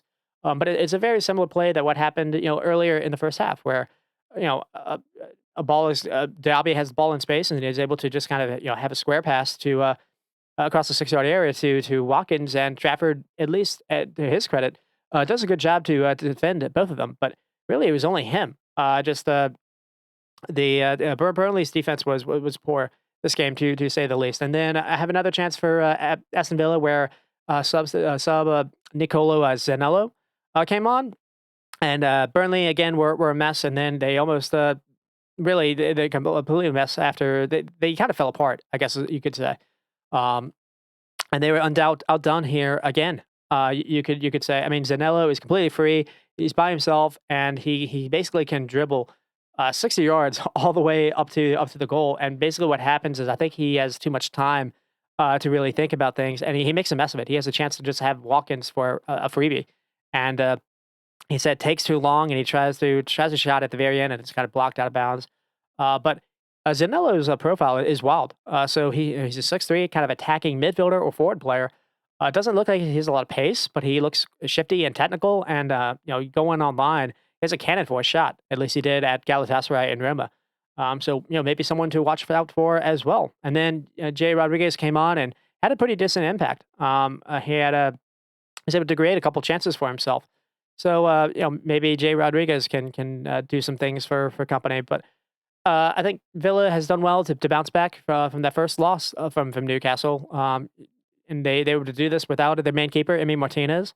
But all is kind of put to bed by some really nice finishing by Diaby and Cash. So lots of good things for Villa to think about.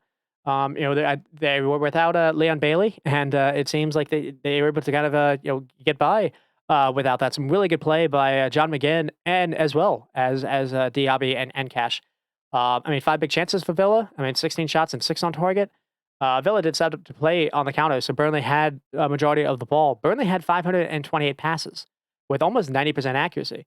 So if nothing else, I think that's encouraging. That's an encouraging number to see for Burnley because you're not seeing that from Sheffield, or you're not seeing that from Luton Town, as far as being able to at least keep possession a little bit. It seems like Burnley at least are a little bit more.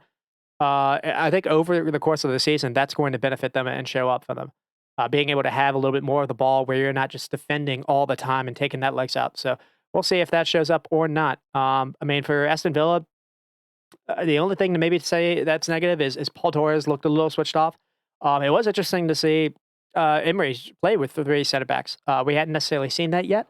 I thought obviously it worked out for them. So I guess we'll see if that continues. And man, DRB looks quite the signing. So good for them. And it looks like Zanello could be interesting for them as well. And with Burnley, I think it's commendable that Company is playing as brave as he is with them.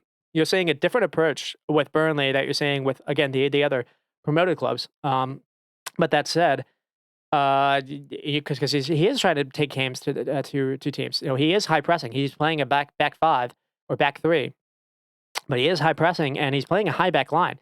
And so he's not setting up with a deep block by playing a back 5 or back 3. And that is encouraging to say, but in this case, it didn't work. It was really easy for Villa to exploit. It's funny because Villa kind of did that to, or Newcastle kind of did that to Villa just a couple of weeks ago. So it is kind of interesting. I mean, it's only the second game for Burnley as well. They were supposed to play last week versus Luton Town, and they said the stadium wasn't necessarily fit yet. And they have brought in a number of new signings yet. So the company hasn't really had a chance to see his whole squad yet. He had a guy sent off for Man City, so there's still lots of reasons for hope for Burnley. And then we'll move on to Crystal Palace and Brentford with this one ending 1-1. This is kind of what happens when these two teams play, funny enough. Um, and yeah, so a goal from Shada, and then Anderson is able to make it a 1-1 draw. And I think Brentford get the opening goal. It's a terrific moment by Kevin Shada. He gets the ball on the wing after a really nice pass by Christian Norgard to kind of stretch the play, and then he takes on two Palace defenders, slipping past him to get the ball in the box and then fire one into the far corner past Johnson, and then that was the only shot on goal that Brentford had all game. Because after that, it was more about really hanging on to what they had than necessarily adding on to it. And then there's a number of really nice saves by keeper Flecken, brave ones at that, which could have maybe calmed some nerves because that's been kind of a bit of a talking point on Brentford's side.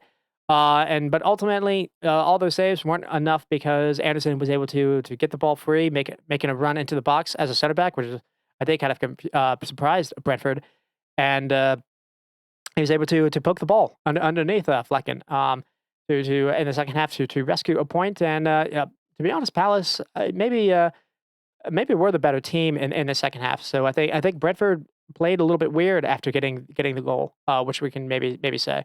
Uh, it wasn't not a ton actually happened. To be honest, both sides seemed very very even. I mean, there was a nice big chance here for Edouard, and it's fantastic defending by Pinnock. But Eze shows some really nice feet here to kind of wiggle away from a couple of Brentford players. It looked like they had him pinned down, and then he finds Jordan Ayew, and then Jordan Ayew plays a really nice through ball to Edouard, making a run towards goal. And the only thing is, Pinnock does an amazing job to recover. It looks like he's past Pinnock. Pinnock does a really good job to recover, and he makes it as hard as possible for Edward to get a shot away, and he's not able to do it. And then we get to the goal, and it's a fantastic ball by Norgard to do over the top, and then then Shada kind of he does really well to get the ball past to run past Joe Ward and Ayew trying to recover on him by having a nice like little burst of pace and then quickly cuts inside. Good touch here, and then kind of takes his chance. He fires one to the far corner and does it perfectly. And it's a big moment for him. Good to see first Premier League goal as well. But some things and sometimes things haven't necessarily been the easiest for him. But I think another thing we're saying is he came on as a sub, and I thought he played well for Spurs. He nearly drew a PK, or he had the or he nearly drew a PK for Spurs, and then it was his header that basically led to a PK and a sending off last week. So he's been able to impact games. He just hasn't been able to necessarily influence them all the way through. At least not at a high clip yet. So maybe that can maybe change with some confidence. We'll have to see. And then we get to the second half. Crystal Palace did have a couple really nice chances that the Flecken was able to stop. I mean, first was a free kick, simple palm over the top. That's probably what you would expect. But the ensuing corner kick, he has to make a double save. So this is maybe probably his best save so far because what he does is there's a header. It looks like he's going into the corner, and he has a really nice dive to kind of get a hand to the ground to stop that. And then when it looks like maybe Ayew is about to follow this up, he does a really good job to be big and brave, and he stops Ayew from really close range. So kind of a double save here. And then maybe a chance for Brentford to maybe kind of seal this did come to Shada. And maybe it's something that he still has to learn a little bit here because it looks like he should have been in on goal. It's a missed touch a little bit by Ward, and it sends Shada kind of able to run behind him to a loose ball. And the only thing you can say is his first touch, I think, fails him. He has to slow down because of it, and that allows Ward to catch up. And then Shada kind of loses all of his advantage and can't really do anything. Ward ends up blocking the shot across, and it leads to nothing. It leads to a corner kick. And that was a big moment because that was a chance to make it 2-0, and then instead Palace ended up making it 1-1, where with Anderson. And I thought Palace were actually the team on the front foot for most of the second half. 10 shots, 10 of their shots came in the second half. At the same, Brentford were really hanging on and doing a lot of defending, and I think that's what they get caught here because Anderson kind of does a give and go with Jordan Ayew. Anderson then runs past Norgard, and then Ayew feeds him, returns him the ball, and he's able to slide it past Flecken's legs. But you don't normally see a center back kind of doing this. And it is really unlucky for Flecken, who he had a number of good saves this game, and here it just kind of goes through his legs. He's going to ground. I don't think you can necessarily blame him here. And then Palace did have a chance to win it at the end after Anderson again floats a really nice ball into the box. It shows up a little passing range here, and Ayew is able to control it, and he takes the shot early. And I think if this is on target, this is going in. So a bit of a mixed bag, I think, for both teams. Palace does enough to maybe get more than I think Palace has done enough to maybe get a point, more than a point over their last 3 games, to be honest, given how they played versus Arsenal and Brentford. I mean, for Brentford, you're still able to maybe finding themselves a little bit. It does seem the bench is scant as well. I mean, they have a number of youngsters to try out the season, so is what's kind of saying that as well. They do have let's see, two 18-year-olds, and I do mean youngsters. So Yamaluk and Ugala Kigbe. I mean, and both made the bench this past week. So and they didn't necessarily see the field, but if they're making the bench, Frank probably sees that they're ready for senior minutes soon. So maybe we'll see that. Both had really good preseason runs in the U.S. Worth saying that as well. For XG, Brentford had 0.97 to Palace's 0.8. 12 shots, but only one on target. That was an issue. And then for Palace, 15 shots and 5 on target, but 10 of their shots came in the second half. One big missed chance, missed a piece. Brentford with a lot more of the ball. 439 passing with 85% to Palace's 283, 81%. For Brentford's sake, Shada arriving is definitely important, and especially because against some of these teams, you see Frank likes to play with 3 attackers, and sometimes you know what you're going to get from Wisa and Embremo, but that third attacking spot is probably open for grabs.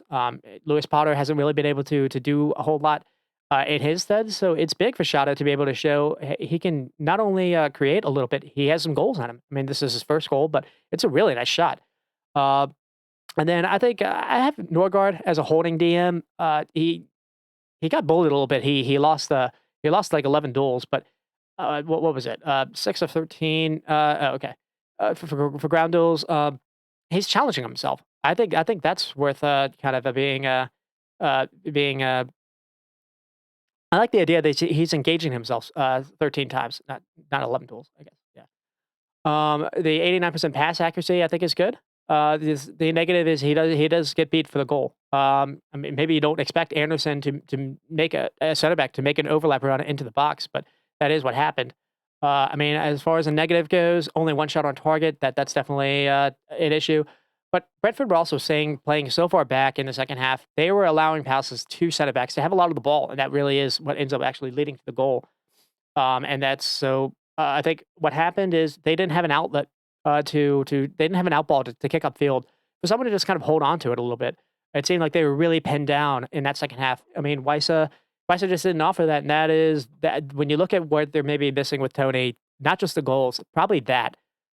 So we'll have to see if other teams are able to kind of recognize that because other than that, I mean, it is kind of a mixed bag. Like I kind of mentioned, it does seem like maybe Thomas Frank has like a plan A and doesn't really have a plan B. So if plan A doesn't work out, you don't really know what you can do to kind of change things. And shot of scoring, maybe that's just not just good for him. Maybe that's good for Brentford. Maybe that gets his confidence going to start bagging some more. And with Palace, with 5 successful dribbles, he continues to look good for them. Decore with 95% pass accuracy, and I think he was something like 4 for 5 in ground duels. And then Anderson, not just for the goal, but he was aggressive at jumping passes on. He was getting physical. He was higher up the pitch. That partnership with him and Mark Gahey has grown into be a pretty nice one. Not great for our friend Chris Richards, but it is what it is. And then negatives. Who is going to score their goals for them if it's not going to be Edward? I mean, Mateta came on in the second half, but it does seem like they're missing a reliable goal scorer. And I get they're missing Elise, but and when he returns, he'll add some creativity. But I was kind of wondering myself. Could you try something cheeky here? You did something with Arsenal last season with Sambi Lokonga. So I mean, you're both London-based clubs. Could you do something where you go to Arsenal and ask for Emil Smith Rowe on loan, or you try to package some kind of deal? Because it seems it's weird. Arteta isn't playing him for some reason, and I'm trying to think of if you could find a way to have Emil Smith Rowe on the left side, Eze in the middle, and Elise on the right side, and you had maybe Jordan Ayew or someone in the middle. I think that would actually be pretty compelling. And you have Decore and Lerma behind them for midfield cover, so you could ask them to kind of be pretty attack minded. I think that would be quite good. But I don't necessarily know if that is in the cards. But watching Palace for the last couple of games, everyone knows that Eze is the playmaker. You know, you have to. And Eze is still able to create a couple chances here, but it seems everyone you can mark you can lay off on everyone but double mark Eze essentially, and it seems like Palace needs someone additional to that to be good on the ball and to be able to create a little bit, and someone like Smith Rowe would offer that.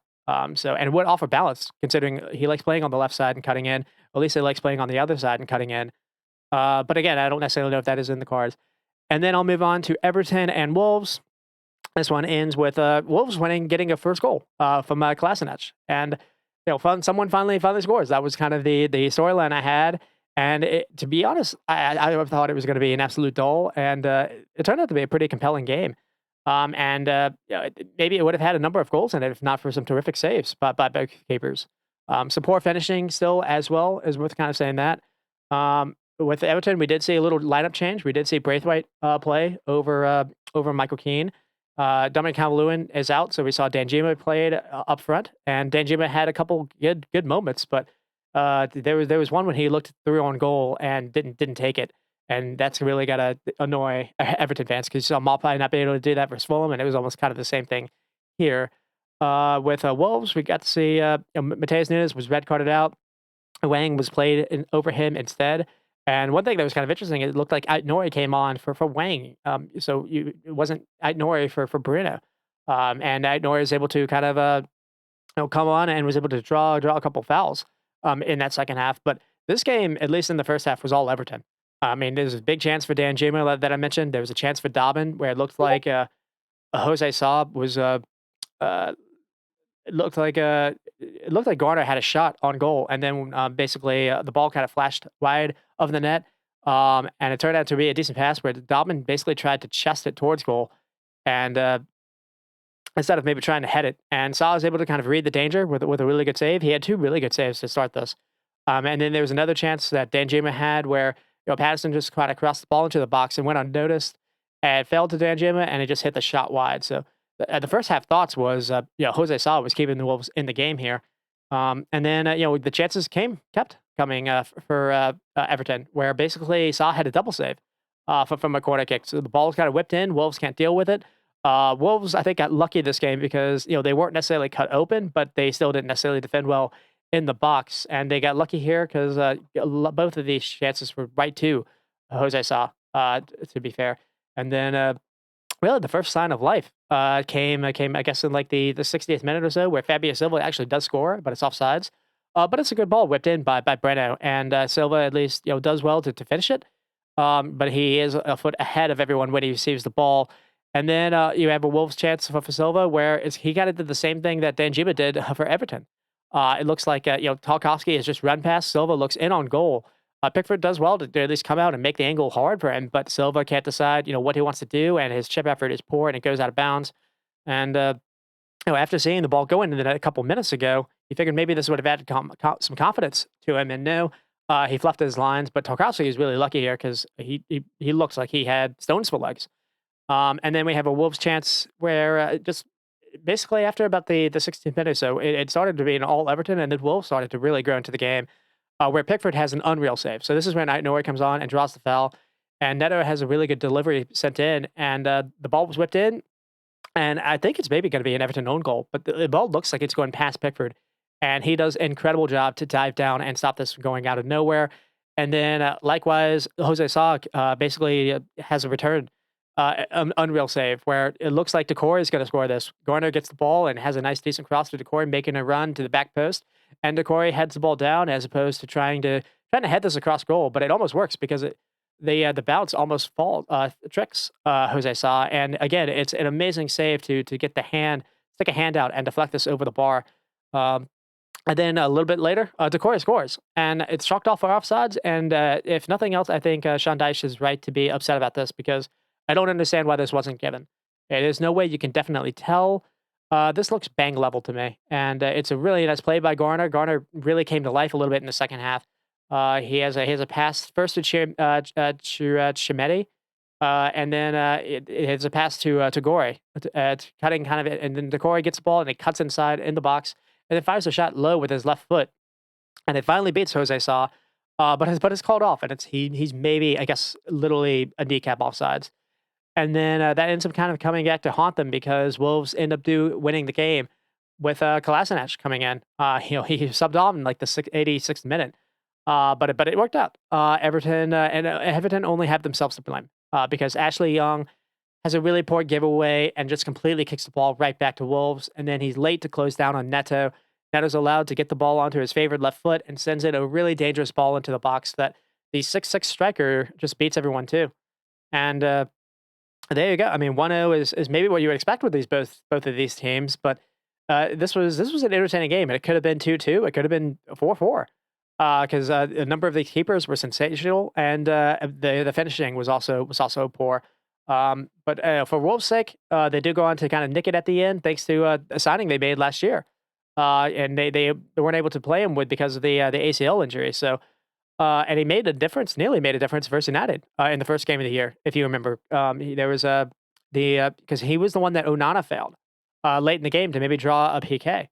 So I mean, maybe Wolves kind of had this guy in the back mind when they sold Jimenez. I don't know, but I mean, they get the points, but it's still not necessarily great because Everton were the dominant team. 15 shots and 7 on target. Wolves only 11 shots and 2 on target.